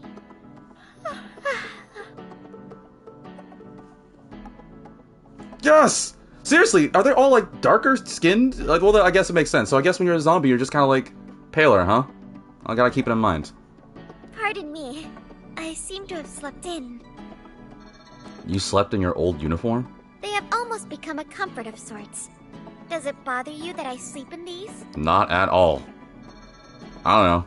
It's unusual to see you so unkempt is all. What better way to show that I am still the same but different? You really embraced your new perspective, I see. In more ways than one. You walked in on me clearing out some of my old things. You glance around the room Mr. Vip supplied to Kairi. I swear it's VIP, I know it is. He really did send out a search party to your estate, huh? What a nice guy. Makes throwing out what they brought back kind of an insult. On the contrary, this is the best way to show that I have moved forward with my new life. Look. She points to Cynthia in the trash. It's right there. Are you sure? Her reign has ended. Now you sound like Emily. Shall I don all black and leggings for our next outing then? I'd personally kind of like that. The scary thing is that I know you'd actually do it. It could be fun. I could even act like her. Speaking of that, I was hoping to take you on a trip soon. Is that so? Remember that amusement park we saw from the school? Mr. VIP wants you to use it for an elaborate zombie trap. So you and I get to go on the rides, but the sound and lights will attract unprecedented danger. I see. It sounds like a complete mess. Someone would be an absolute fool to take part in it. So that's a yes? Is that a yes? I can imagine nothing more exciting than being stuck in a Ferris wheel's passenger cabin with you. Why is that? It would make a lovely backdrop for our next kiss. My chest is already pounding. Should we prepare an itinerary for the evening? I want us to ride as many rides as we can before the zombies arrive to ruin our fun. Oh, just gotta achieve it. Yep. Kairi... Oh god, man, that was so... I love it. Seeing this side of Kairi is really interesting to me. Maybe the sides were just there, but it's really nice. I really like that one too. Oh my god, I love them all so much. It's gonna be hard to choose which was my favorite. Oh, this sucks. Okay. Who's next? I think it would be Summer, right? Going in order? Right? Yeah, it would be Summer.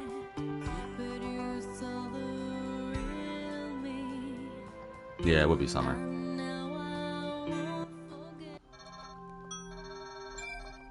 Oof, I really wasn't expecting that side of it. But I love seeing their, like, human sides. Oh, if I couldn't think they were more attractive before. Which I didn't think was possible, but I guess it was. Yeah, well. Alright. We did Pearl, we did Jordan. Technically, we did Kairi in the other save profile. Wait, Cece's next? I thought it was Summer. Alright, well, I guess we're doing Cece. Gotta be Cece.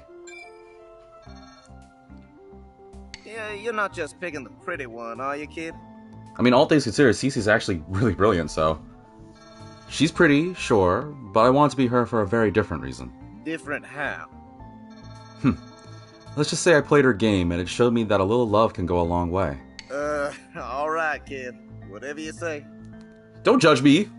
I'm going to tell Mr. Vip you got a girl coming. Hit us up when you're ready to try the cure. With that, Buck speeds off, and you retrieve Cece from her prison cell. You walk with her hand in yours. It's cold, but it gives her a smile so you shoulder the burden of mild discomfort. Wow! Look at this place! It's like a much bigger prison cell, huh? I didn't think of it that way, but you've got a point. Someone said my nose was pointy once, so my parents asked me to get plastic surgery on it. Oh, like that Disney Channel star. Which one? No, I'm just kidding, sorry. What? Oh, I didn't do it though. It was because I was wearing super big glasses, so it was more like an optical illusion. Glasses. Right. Wait, so why does Kairi still need hers? Mine were fake, duh. They didn't even have lenses. Anyway, so much for my new normal, huh? It's our final stop. I promise we're almost done. It's why I brought you out here, actually. There's not a firing squad hiding behind a tree, is there? Yep. Fire, boys! No. Nope. Right? That'd be a first. I'm getting so many firsts on this journey, you know? First time liking a boy before being told to. First time I saw a dead body in a karaoke club. First time I let somebody else play my game. And this is my first time in jail! That's a very optimistically interesting way to put it. Oh! I thought of a joke for you just now. You're controlling the conversation entirely. Fine, share this joke with me, please. What do you call a human brain left inside an unlocked prison cell? I don't know. What? Zombie jailbait!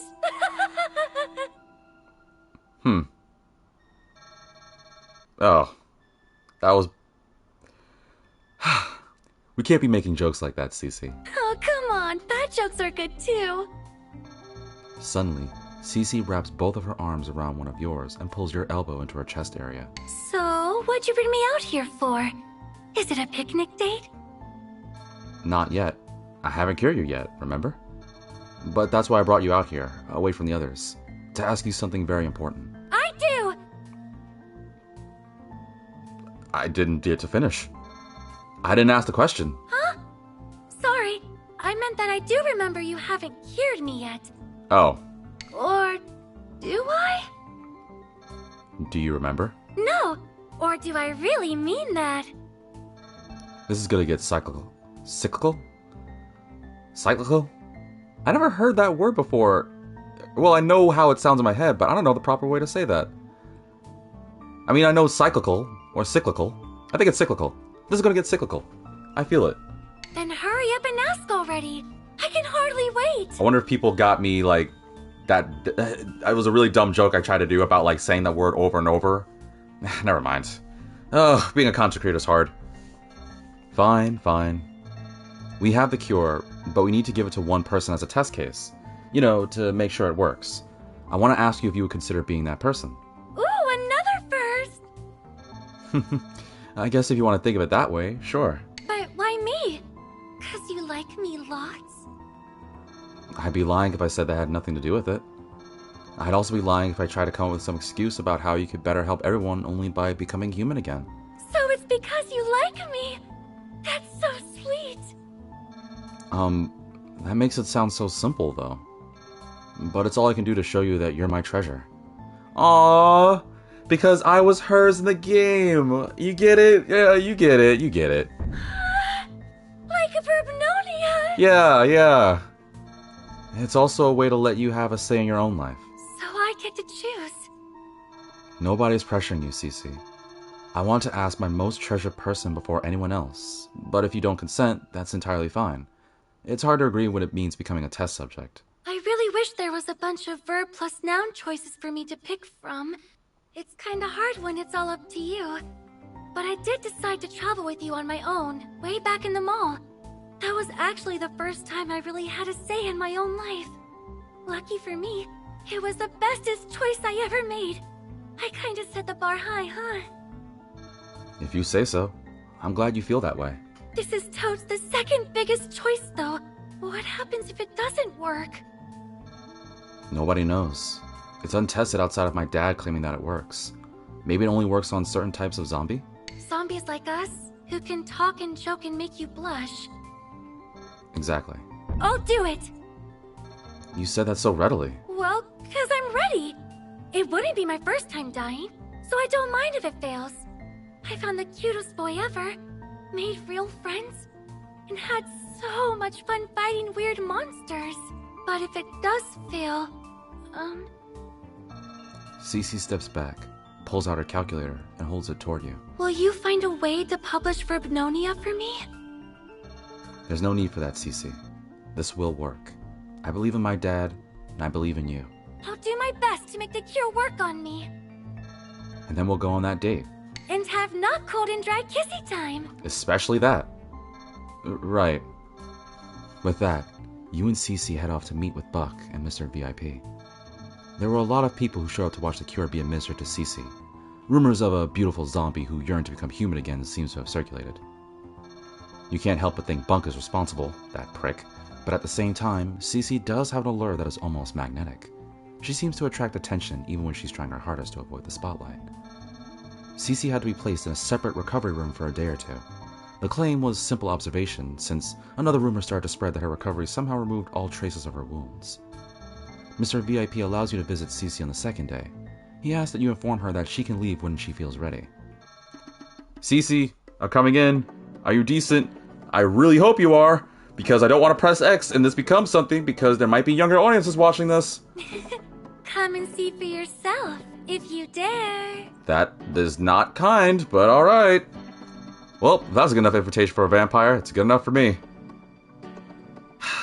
I don't have the ability to, like, skip this if it becomes... Screw it, whatever.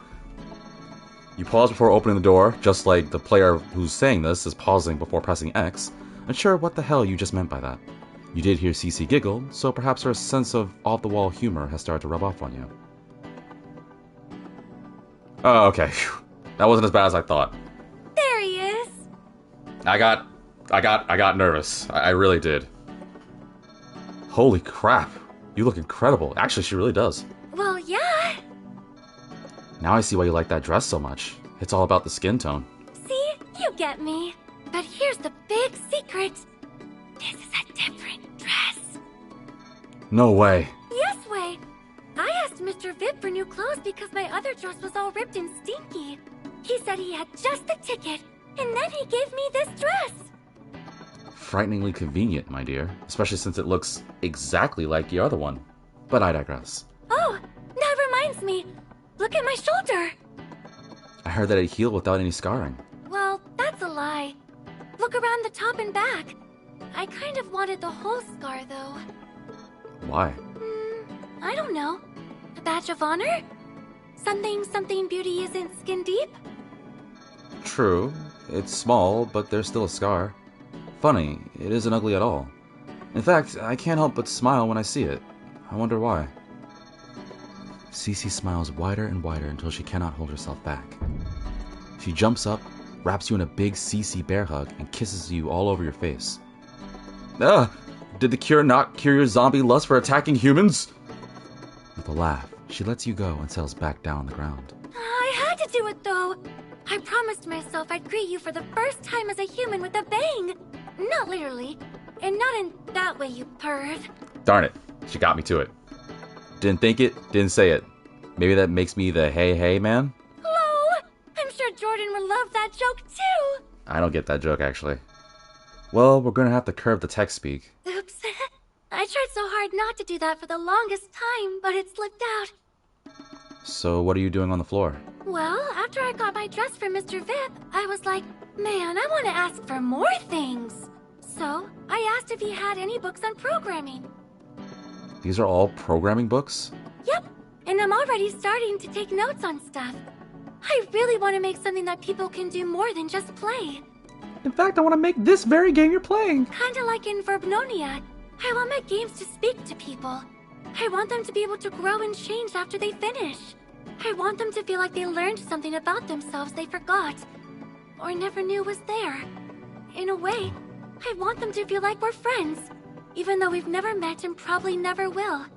Aww, that's kind of how I feel about this game. That's a really nice goal. Not too goofy?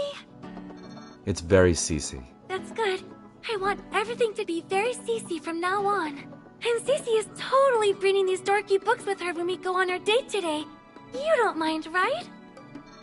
I didn't know we were doing that. We're doing that today. Now you do. That's the power of choice. But I didn't get a choice at all. So let me get this straight. Hot girl, good sense of humor, extremely smart, rich, and genuinely loves you? I'm not seeing any downsides to this. Freaking Cece, man. Freaking A. It's gonna be hard to make a choice. Alright, but we're not done yet. There's still 2 more left.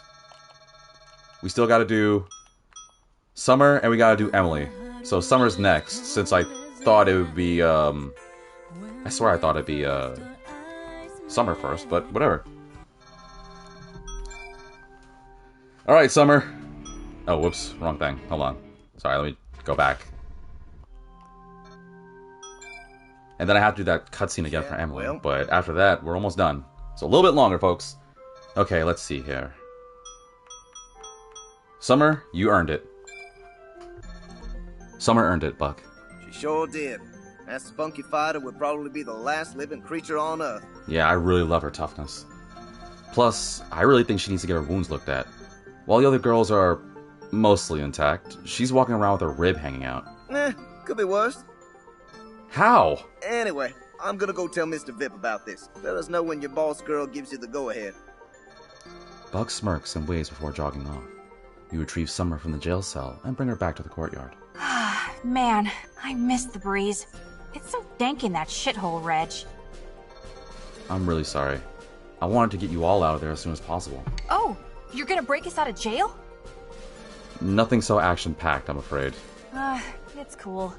The downtime lets me stretch, but my legs are cramping up real bad because I can't even run in a circle. Well, you also got bit in your thigh, but we digress. Do you want to run around the courtyard? Thought you'd never ask, man. Just one lap, then we'll talk, okay? I'll time you. Don't you dare! Summer grins and begins her lap. She knows you don't have a stopwatch on your person, but you pantomime holding one anyway. With an audible click, when she passes you, she lowers her pace and returns to you. Phew, thanks for waiting. Sometimes I got extra energy to burn, you know? I know a good way to burn that extra energy.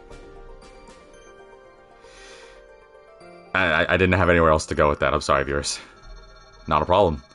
Well, not why I brought you here. It seemed like a perfect chance to get a little run in. You know me so damn well. Guess that's why you're gonna be my bitch, right? Huh? Come again? What's that sentence? Excuse me? I don't like the sound of that, despite how funny that was. Lighten up. I'm just... Summer spins her head to one side, which swings her ponytail around with enough momentum to slap you across the eyes. Ow! Oops. Sorry. I didn't mean to. I mean, damn it, dude. What the hell? That's my line. Ah! Why am I still such a meatloaf around you? It's like I can't find my balls or something. I don't think you would even if you knew where to look. Ugh. Dumbass. You know what I mean, right? Yeah, it'll come in time. I don't mind your awkward fidgeting until I've earned your trust. Cool. And I don't want to call you my boyfriend until I'm cured, so... That's why I'll be your bitch. Okay, I get it. Oh, I said that, and I know someone's gonna make that out of context. Please, viewers, spare me. You know I do this just because I like reading, but please don't clip that out of context. I am not doing reverse psychology. Do not clip what I just said. Please. Yeah, sorry. It's the first thing that came to mind. And then Summer's like, you know someone's gonna clip that, right? Like a million times over. I'm like, yeah, I know. It's just gonna happen. It's not inaccurate. I mean, you punch really hard. I would definitely lose. Did you talk with them? Not yet. We've been stuck in tight quarters together for a while now. So we're still unofficial. Well, whatever. What'd you need from me? I'm out here for more than a run, I assume. Yep. We have the cure, Summer. But we need someone to volunteer to test it before we give it to everyone. I'm tough, but that doesn't mean I'll just jump off a cliff for you, man. Hear me out. I trust my dad. If he says this will work, it will work, but... Oh boy, here comes the but. But I want the strongest among us to test it first. That's you, Summer. If anyone's going to survive the difficult recovery I'm assuming this will be, it's you. Not exactly selling me on the idea, Reg. I'm actually worried. You can see it right now. Is there a way to hold the button? There's no way, but she still has a rib sticking out of her chest, so I'm kind of worried about how her health's going to do. It's sort of like what we talked about before. Not everything is compliments and rainbows. Life has its fair share of raw deals. Death, too. I getcha. And this is our one roll of the dice to beat the house at its own game, huh? Okay, Reg. Maybe I'll take that bet. If this is my shot to spit in death's face for all the crap I went through, then I'll do it. Hell yeah. I ain't gonna lose anymore. That's the Summer I fell for. Summer clams up immediately. Jeez. You... Man, I'm gonna have a hell of a time getting used to your cheesy BS. But that's what makes you the, Reggie I fell for, or something. I'm glad we agree. Let's get you juiced up. On the cure. So dumb. So dumb. And cute, and funny, and witty? None of those things. She laughs and insults you, but she puts an arm around your neck and pulls you close as you walk together toward Mr. VIP's room. Your choice to bring who you perceived as the strongest was the right one. She screamed something fierce when she was given the cure. It was immediately put under general anesthesia. How lucky that they had anesthetics. As it turns out, the first thing to return the patients injected with the cure is their pain receptors. Summer's dire injuries proved too much to handle right off the bat, so she had to undergo an additional surgery. Oh god, it is the rib thing. Oh god, because everyone else doesn't really have that crazy a thing. How lucky that they had a licensed and board-certified surgeon. Once able to walk around on her own again, Summer tasked you with assisting her on her prolonged road to recovery. Why am I lifting weights? You're having trouble already? Come on, man. 4 more. I can't. I don't do this. Man, I finally get to see my hand, though. I wish I could see the rest of me. Are you spotting me? You were told not to lift anything heavy. That's why you better be able to do 4 more. I can't take any more bullets for you, Reg. You gotta put in the effort now, too. Especially if I gotta take it easy for 6 freaking weeks. I'll go insane if I can't work out. So you're gonna work out on my behalf. I don't like this deal. It sounds like such a chore. But I guess we get to spend time together this way, too. Yep. I can do some baby tear stretches, but at least watching you work out gets me, worked up. What a specific fetish. It ain't a fetish, man. What's it called? Experiencing you viciously? Yeah, that's not a fetish. Oh, vicariously. Although experiencing you viciously also sounds like a specific fetish. Shut up, dork. Phew. Okay, that was 4 more. Done. Good job. Hey, Reg? Yeah? I'm really thankful that you cured me. I can be a handful, so just tell me if I'm acting like a shanz. What does that mean? I've never heard that before, being serious. I will. And, you know, I want this feeling to last, so don't screw up. I'll do my best. Good. Now come on, it's time to do some squats. I can do a couple with you, so make sure you match my form. I dig it. I can dig it. The workout aside still hurts, but I dig it because we do get to spend some time together. I like that one. That was also cute. I also kind of felt bad, too, because I'm glad that Summer had a healthy recovery. I was worried about her whole rib thing more than anything. Highlighting Summer's choice, I was worried, again, because everyone else healed perfectly fine, but how would Summer's heal? She'd have to, like, pop that bone back in. She had the worst of it, so... Alright, I think that means there's only one last person, right? And well, there's actually two. There's that and then the I can't pick one thing, but I don't know what that honestly means, so... Emily! You're the last... Unless there's something else. Girl? I guess? The other one better not be a bad ending. I swear if it's a bad ending. There better not be two bad endings. I do have to do the Emily thing first, though. Well, I'm not going to do this again because I did the cutscene. But essentially, for those that forgot, this is us finding out Emily is Patient Zero, how she was orphaned, how she has extremely bad trust issues, but thankfully, because of me, she decides, you know what, fine, I'll give it a shot, but I'll consider it. It's not going to be 100%, but I'll think about it. Because she didn't really trust anybody, so it is kind of nice to see her finally, like, you know, open up. That's Emily's thing that I'm skipping right now, in case anybody forgot in between. Plus, I'm hoping this time is enough to, like, consider people's choices on, like, who their favorite girl is so far. Because it's a little hard for me, but I think I have a definitive one. Don't stare right now. At least a definitive ending of which one's my favorite. Granted, there's still two more. No, but I think I know who my choice is. Yes, perhaps. No, they come. It is but consider. Do you think? I really feel bad for Emily, though. Her edginess, yes, as evidence. The dark. Yes, of revenge. Of revengeance. The final, indeed. Having the answer, research. But it was sweet seeing Summer's side of it. If I could just talk about Summer for a minute, further. That she's working out, or that she'll be able to work out. She's all awkward because she's never really been, like, properly in, like, love, considering her whole thing with her ex. Just because he was more of a horn dog and everything. It's nice to, like, see her, like, try the whole love thing, but still be herself. I like that. I feel like if you're gonna be a love, be yourself. Don't, like, act like someone you're not. It's more fun that way, even if it is awkward and weird. What's the problem with that? It is a you had bet, and then we'll be happy for you, Emily, I promise. Then I shall reject it. But remember that, viewers. If you're ever in love, or you're about to experience love, don't change yourself. Be yourself. Okay, that ending sucked. Did Pearl, did Jordan. We technically did Kairi. Did Cece, just did Summer. I choose Emily.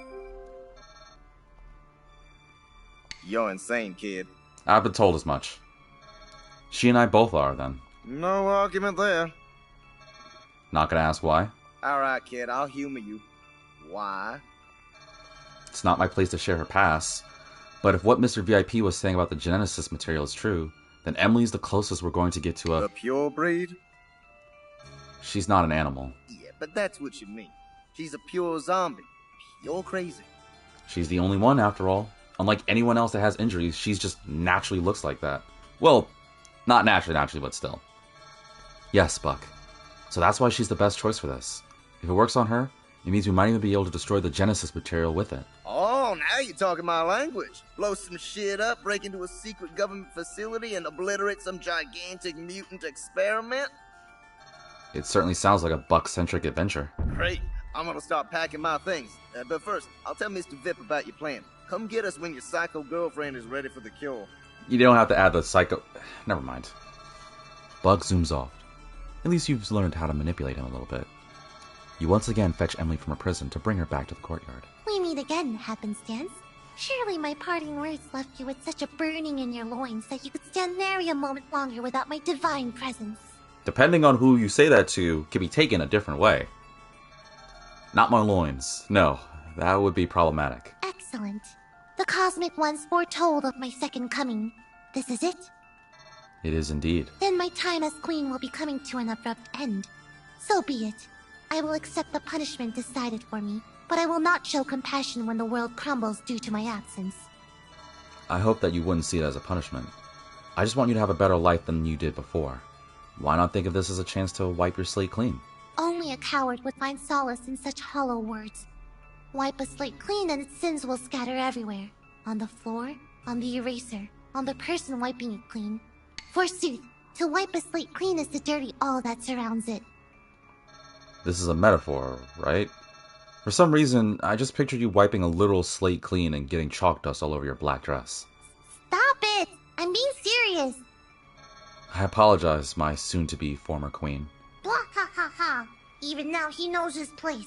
Ever the minion, this one. Shut up, Dichroma. You're just gonna be a normal teddy bear soon. No! Say it isn't so, your ventriloquistness.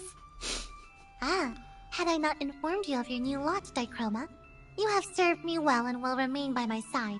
But it will be as a plush animal, and my side will be that of a human girl. By your command. Let me say one last thing to you, Heaven's Chance. A final warning. Gulp. Or rather, it be... You have no idea what you have chosen to do. Rather than seal her powers away, you are choosing to unleash them across all the cosmos. Treat her as if she were your master. Nothing less will do. I'd like to treat her as a girlfriend. No! No! She will choose when you can and cannot dote on her. She will choose when you can eat, sleep, bathe, and die. Oh. Dichroma's final words are quite threatening, are they not? And completely unexpected. But it makes me want to keep you happy, that's for sure. Then all is well. I am sacrificing immortality for this after all. Let us go. I am ready. Alright. Let's go get you cured, Emily. And you too, Dichroma. But Dichroma never responded. The bear never again uttered a word. Emily at least kept that promise. Well, along with the whole being cured thing. It took a lot longer than anticipated, but her body accepted the cure without any negative side effects. Emboldened by this result, research continued to produce more of the cure. Emily was a strong zombie, but even she failed to keep her body from recovering. It's a good thing, right? Time has passed. Oh, wait, why does this music play? Oh, that doesn't sound good. Time has passed. Has it been a week? 2? It's hard to tell. Without Dichroma around to assist with filtering Emily's fractured thoughts, she grew less restrained, less censored, but more unpredictable. Every now and then, she lets you out and strokes your hair. Her demure side shows itself, and she apologizes profusely for her strange actions. But other times... Wakey, wakey! Time to beg for bakey.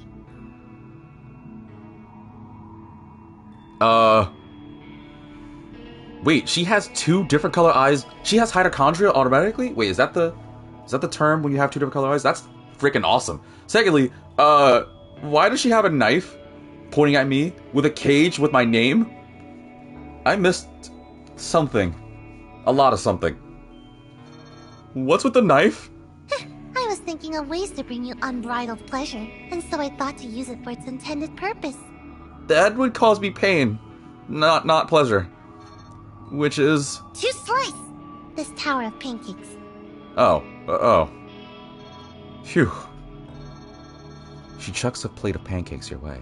You are excited to eat. So hasty. Did you forget about the syrup? Emily snickers and slowly pours a whole mug filled with curdled milk onto the pancakes. Ah, that looks delicious.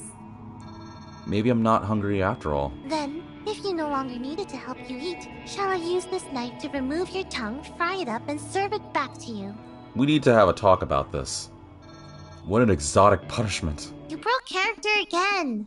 Jeez. Emily flings the knife away and bends down next to you. She bumps your cage and falls into pieces, what with it being made of loosely connected foam parts and all. Oh, okay, phew. Oops. Don't sweat it. It takes literally 5 seconds to set up. Was I scary today? I'd say so. Haven't heard a tongue removal threat in a while, so it felt fresh. Excellent. What's with the syrup this time? What's the syrup this time? You made it really lumpy. Uh-huh. It's a vanilla milkshake, but I added extra scoops after blending it. Ooh, that sounds delicious. So, it's lumpy. Well, ice cream on pancakes sounds like a delight. Shall we dig in? Okay. I get to be in the cage next time, though. Of course. What's the backstory going to be? Curse you, knave! Imprisoning your duke's daughter is treason! I'll see you hanged! If you touch my pure silken skin, I will see to it that all of yours is peeled away before you die! Something like that, maybe? I can't wait. Me neither. Thanks, Reggie. I'm glad you convinced me to take the cure. I'm glad I got to find out that you have 2 different color eyes by default. That's awesome. Also, that sounds like a lot of fun just being with Emily. I know some people will be like, no, but honestly, Emily's, like, fun. And when you think about her whole circumstance, I really feel like... Well, there's not really a girl in this game I don't feel sympathetic for. Alright, there's one last ending. Which literally is the same thing, I think? So I don't really get it. Which save file do I do? I think it would be... Where is the save file? Can't find it. Sorry, give me 1 second. I'm trying to find the save file. There it goes. Alright, one last one, and then we gotta make our choice for who's our best one. Almost done, viewers. Emily's was fun. I would totally see it as Emily, too. And it's fun because we can, like, go back and forth. We're like, alright, who wants to be the one in charge now? Me? You? Can I just make the final decision without having to do Emily's thing? Yeah, well... Right? Okay, I did that, because that one sucked. We'll go technically Buck. I did Pearl, did Jordan, technically did Kairi, did Cece, did Summer, technically did Emily. Alright, last ending. I can't pick one. I can't do it, Puck. I can't pick one of them to do this. What are you saying, kid? Obviously, I gotta pick all of them? There's a harem ending? Wait, why is this music? Wait, there's an all-girl end, or an all-girl ending to this? Obviously, I mean, I gotta pick all of them. What?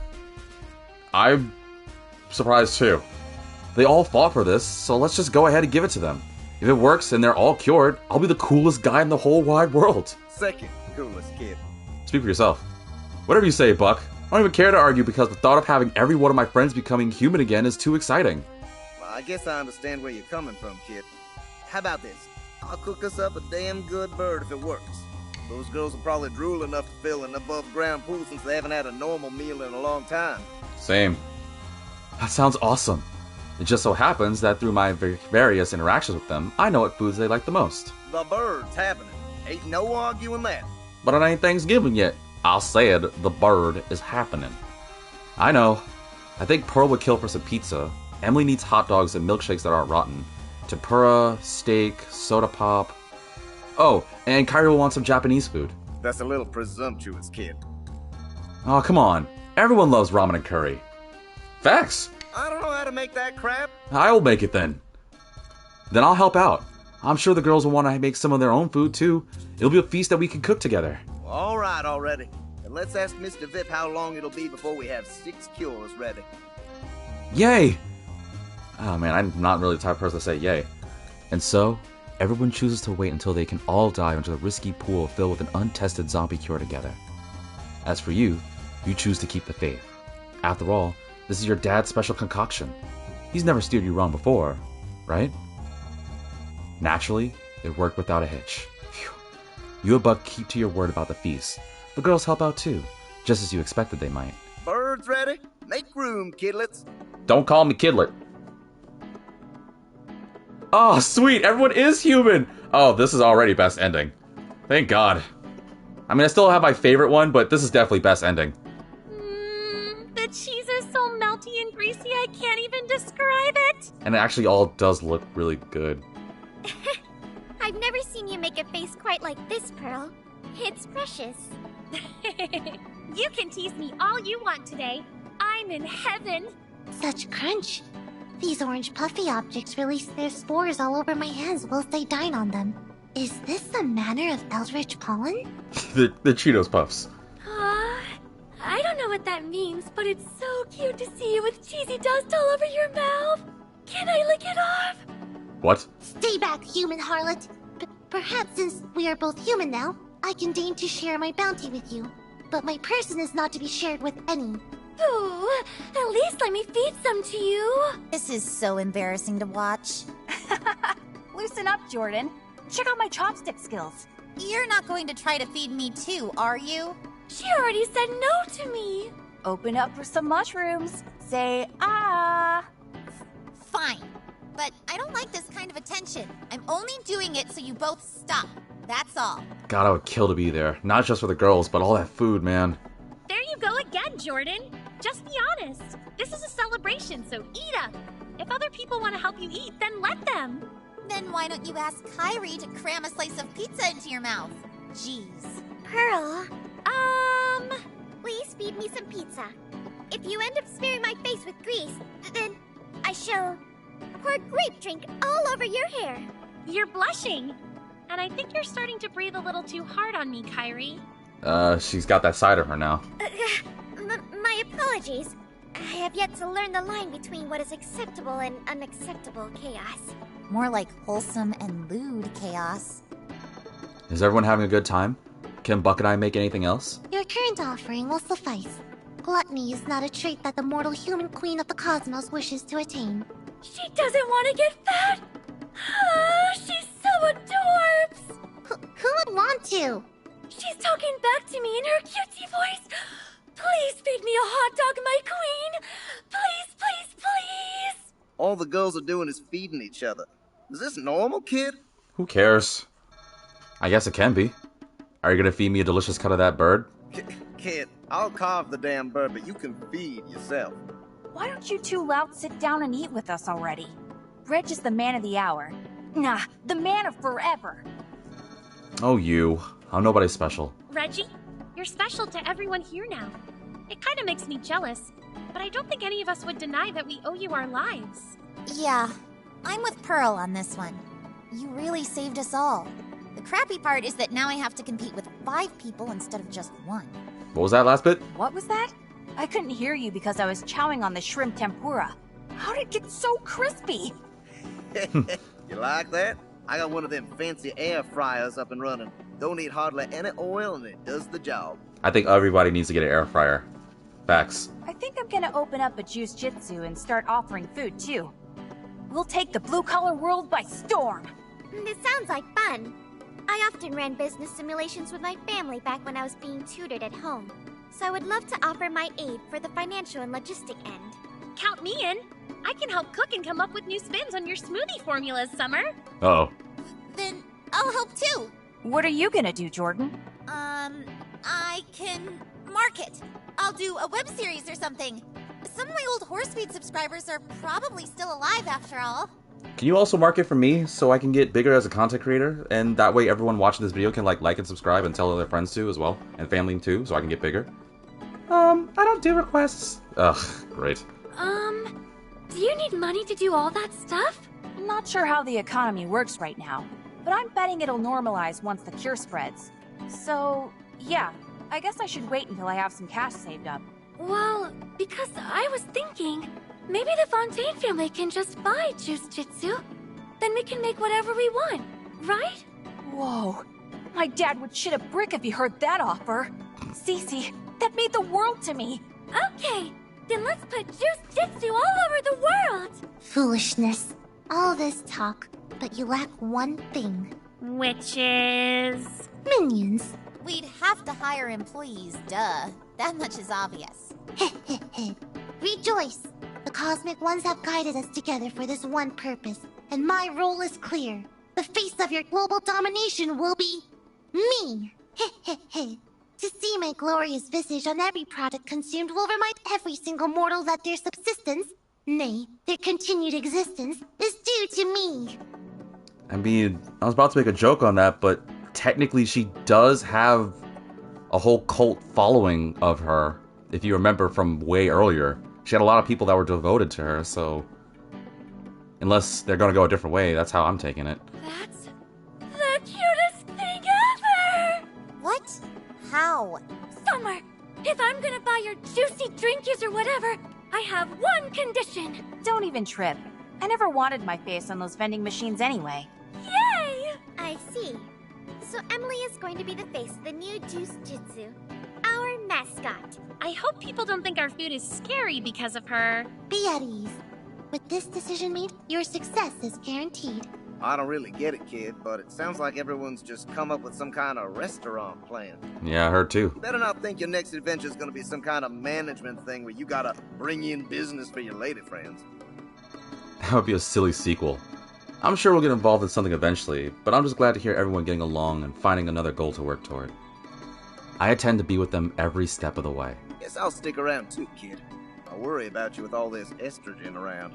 Thanks, Buck. And I apologize to women everywhere. Don't worry, Reggie.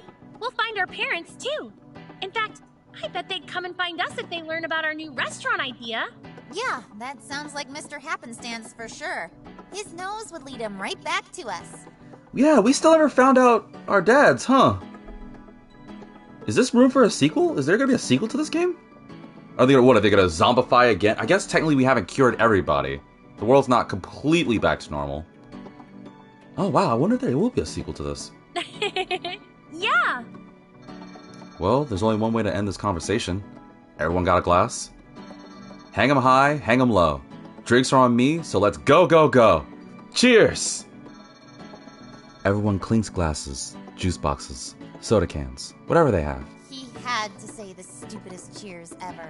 But that's exactly why we all love Reggie, right? Damn right. I love him almost as much as I love Emmy.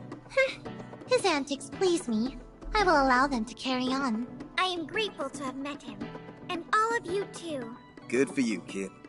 Good for you. Thanks for playing so much and giving the coveted harem ending. May your gaming days be filled with smiling anime faces. The end. Aww! Wow, that really was the best ending. That was so worth it. Wow, that probably means... Wait, so that means I can't pick... Oh, I can't pick one as in just one. Not I can't pick one as in I can't pick one. I took that a completely different way. That was worth it, dude. That was so good. Oh, that was so much fun. I love it. Oh, that was so cute and adorable. Oh, now it's the end, too. Well, that makes me think, like, is there room for... I don't know how they could do a sequel. I mean, I guess we still don't know, like, where our parents are. And I guess... Even though we have a cure, it's not like the entire world's gonna be cured like that quickly, so I could imagine a chance for them to have like a sequel. Like, we have to find our parents and maybe somewhere along the ways we get infected again, or maybe there's other girls that we have to work with. I could kind of see that. I hope there is. I kind of like this game. Well, not kind of. I really do like this game. I'm so grateful that this was introduced to me, because this was totally like a hidden gem. It had its slow moments, yeah, and I really hate that school and that freaking hospital area. But those dungeons aside, it was really fun. Yeah, it's rough around the edges, but an indie game like this that like clearly had so much love put into it and so much detail, I kind of dig it. So my hat to you, Mr. Tired Media, and everyone else, all the voice actors, all the voice actresses, every one of you guys that made this game. It may not be like some AAA game, but I loved every minute of it. This was totally worth it, and I can't wait to like... Well, what am I saying? I'm praising this game already. I was about to say, I can't wait to tell people about it. Then I forgot. I'm streaming this for you guys. So I'm very grateful to have this chance. I guess I should start by saying, well, I know I said at the end of this playthrough, wow, this is going to be finale. I guess I should be honest and say what my favorites is. Well, okay, so obviously the best ending and my preferred one will definitely be that harem ending, which I imagine can only be done if everyone's affection's high, right? Like, there's no way. Because even though I didn't see all the scenes, it still said that. So I'm imagining in order to get the best ending in the game, you have to get everyone like high affection. That's my assumption. So clearly that's the best one. But if I had to say the harem ending aside, even though that is the best one and my favorite, I had to choose a favorite girl. Ooh, that's rough. Every one of them had something that drew me to them. Like, not just for sympathy, like dealing with an abusive father or losing your parents or not being in love and being able to express it, not being able to like be rebellious, not being able to be yourself, being isolated from everyone. I can imagine there's like different aspects that really appealed and that really got to it. So, oh man, it's a hard choice. Like I said, if it was legit me, I couldn't choose one. But for the sake of this, since I have to not do a harem ending, even though everyone knows, for all the concern, yeah, the harem ending's my favorite one. But if we couldn't do the harem ending, I think my next choice would have to be... I'm torn between two. I think between Cece and Kairi, it'd be the hardest. Like, if again, the harem ending's my first choice, because I couldn't choose one. But if I had to, I think between them, I would probably go... I'd probably go for Kairi. I think I'd go for Kairi. I think she'd be it. It's hard too, because like I like all of them in such a way. Like, I definitely did with Pearl, and I totally understand the whole, like, well, I'm not saying I relate, but I understand the whole, like, oh, not being able to deal, or having to deal with, like, domestic issues with the parent, and same for Jordan as well. If anything, considering not really my IRL circumstances, but if I was to be a bit more personal, I could say, what the heck name is that? Cross Sakura TM Crystalla. Say, I want to dedicate this game to my family for their unwavering faith and infinite patience as I've chased this dream for over the years. I'd like to thank everyone involved in this project because your belief in this game's potential is what kept me going. Very special thanks to voice actresses and actor involved. You helped me out so much for your flexibility, not forgotten. Yeah, seriously, thank you. I'm really torn. Actually, you know what? I think Cece's got me too. I think Cece's got me more. The whole... Yeah, I really like Kairi, but I think I have to give it to Cece as my favorite. Not obviously because of the physical appeal, but because of the whole circumstance of, like, being forced to be someone you're not supposed to be. Because I'm really a whole, like... I'm pro-individualist. I cannot stand with people, like, not being able to express themselves. That's such a... It hurts me so much with hearing that people can't be themselves. And I get it. Maybe it might be too much, but... With Control, I still think, like, people should be themselves. So hearing that Cece couldn't, that she's forced to basically just be, like, some trophy girl, be like, alright, you're a blonde... hot girl, so you're just gonna be getting all these boys and having all these moments and you can't really express yourself. Being told that she can't be like, oh, I can't express the fact that I'm good at programming and I'm making games. I can't be who I am. That got me more than anything. And to be fair, if I had to put it, like, it's very small in points, but I had to put it as, like, okay, clearly, like, Cece's there, but it's not to say, like, every other girl is lower. You know what I mean? Like, there's no person I dislike. It's just that if I had to choose one, for the sake of choosing a singular girl and not the harem ending, I would go for Cece, then Kairi, then Pearl, then Jordan, then Summer, then Emily. Actually, Emily, then Summer. Kind of switch it. But again, that's not to say I choose one over the other. It's just for the sake of the argument. My choice is still going to be the harem ending. That's still the best one. That is by far the best, and that's the one I'm going to stick with. But if anybody comes up in my comment section is like, Vitamin, you need to choose a girl, accept the harem ending because we know it's the best one, which I'm really grateful there's a harem ending, then yes, I would choose Cece. But very barely. By, like, centimeters. That's how close it is. Because there's really... I honestly couldn't choose one, which I guess shows how indecisive I am. Because there's no way if I was in that circumstance...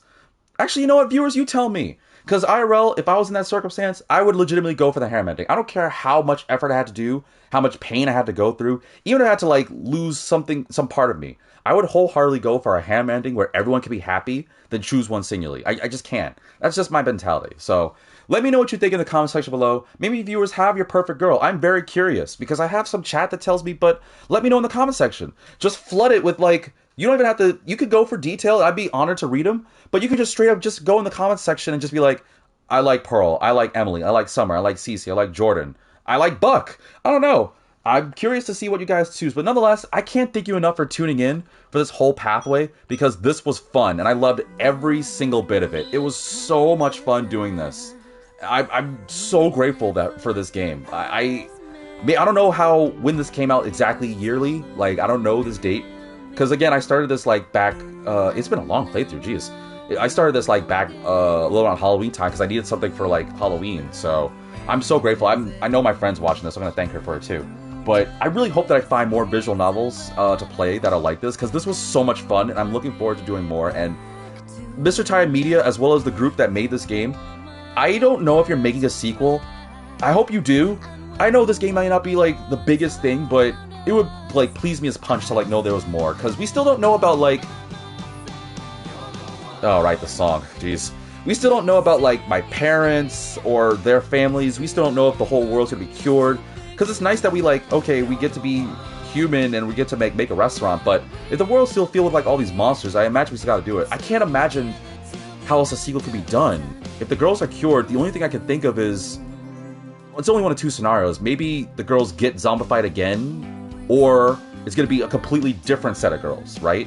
Like, maybe it's somebody different and a different guy, and maybe it'd be cool if we had the characters from this game meet them. I don't know. I'm very invested, so... Not that... I just said, if I had to say, it would be a new roster of girls, most likely. That's what I thought, too. Like, I feel it. Because it kind of would be messed up if, like, the girls get zombified again. I'm just thinking, like, what other potential it could be. But nonetheless, I can't thank you all for tuning in. I'm really grateful. I really hope that you guys got to it. Whether you decide to get this yourself, I'm certain you can get this dirt cheap. I don't know if I'm trying to get a physical one. I already talked about that, but you can get this dirt cheap. I got it off PlayStation Store for like 10, 20 bucks. I don't remember how much. Thanks to her, because she was like, hey, you should check this out, and I'm very grateful. But nonetheless, thank you all for tuning in. I guess that means I'm gotta slow down. I guess that means next Friday and Fridays are gonna be a different thing. And do not worry, I kind of left hints about what I'm gonna do. It is, in a sense, a visual novel, but not really. Next Friday is gonna be a completely different game. But nonetheless, I can't thank you all for tuning in. Let me know what you think in this comment section below. I really hope you have. Twitch, you can find the whole playthrough on my YouTube. YouTube, you already know, you can watch the whole playlist there. Everything's there in hopefully proper order. And Twitch, you guys will get to see what my next playthrough is soon. YouTube, you'll see it soonish. Nonetheless, I can't thank you all for tuning in, and I really, really hope that this game got to you. Just like CC said, hopefully with games like this, we get to like be bonded and be closer, so hopefully we got a little closer ourselves. Nonetheless, I can't thank you all for tuning in, and I hope to see you all in my next adventure.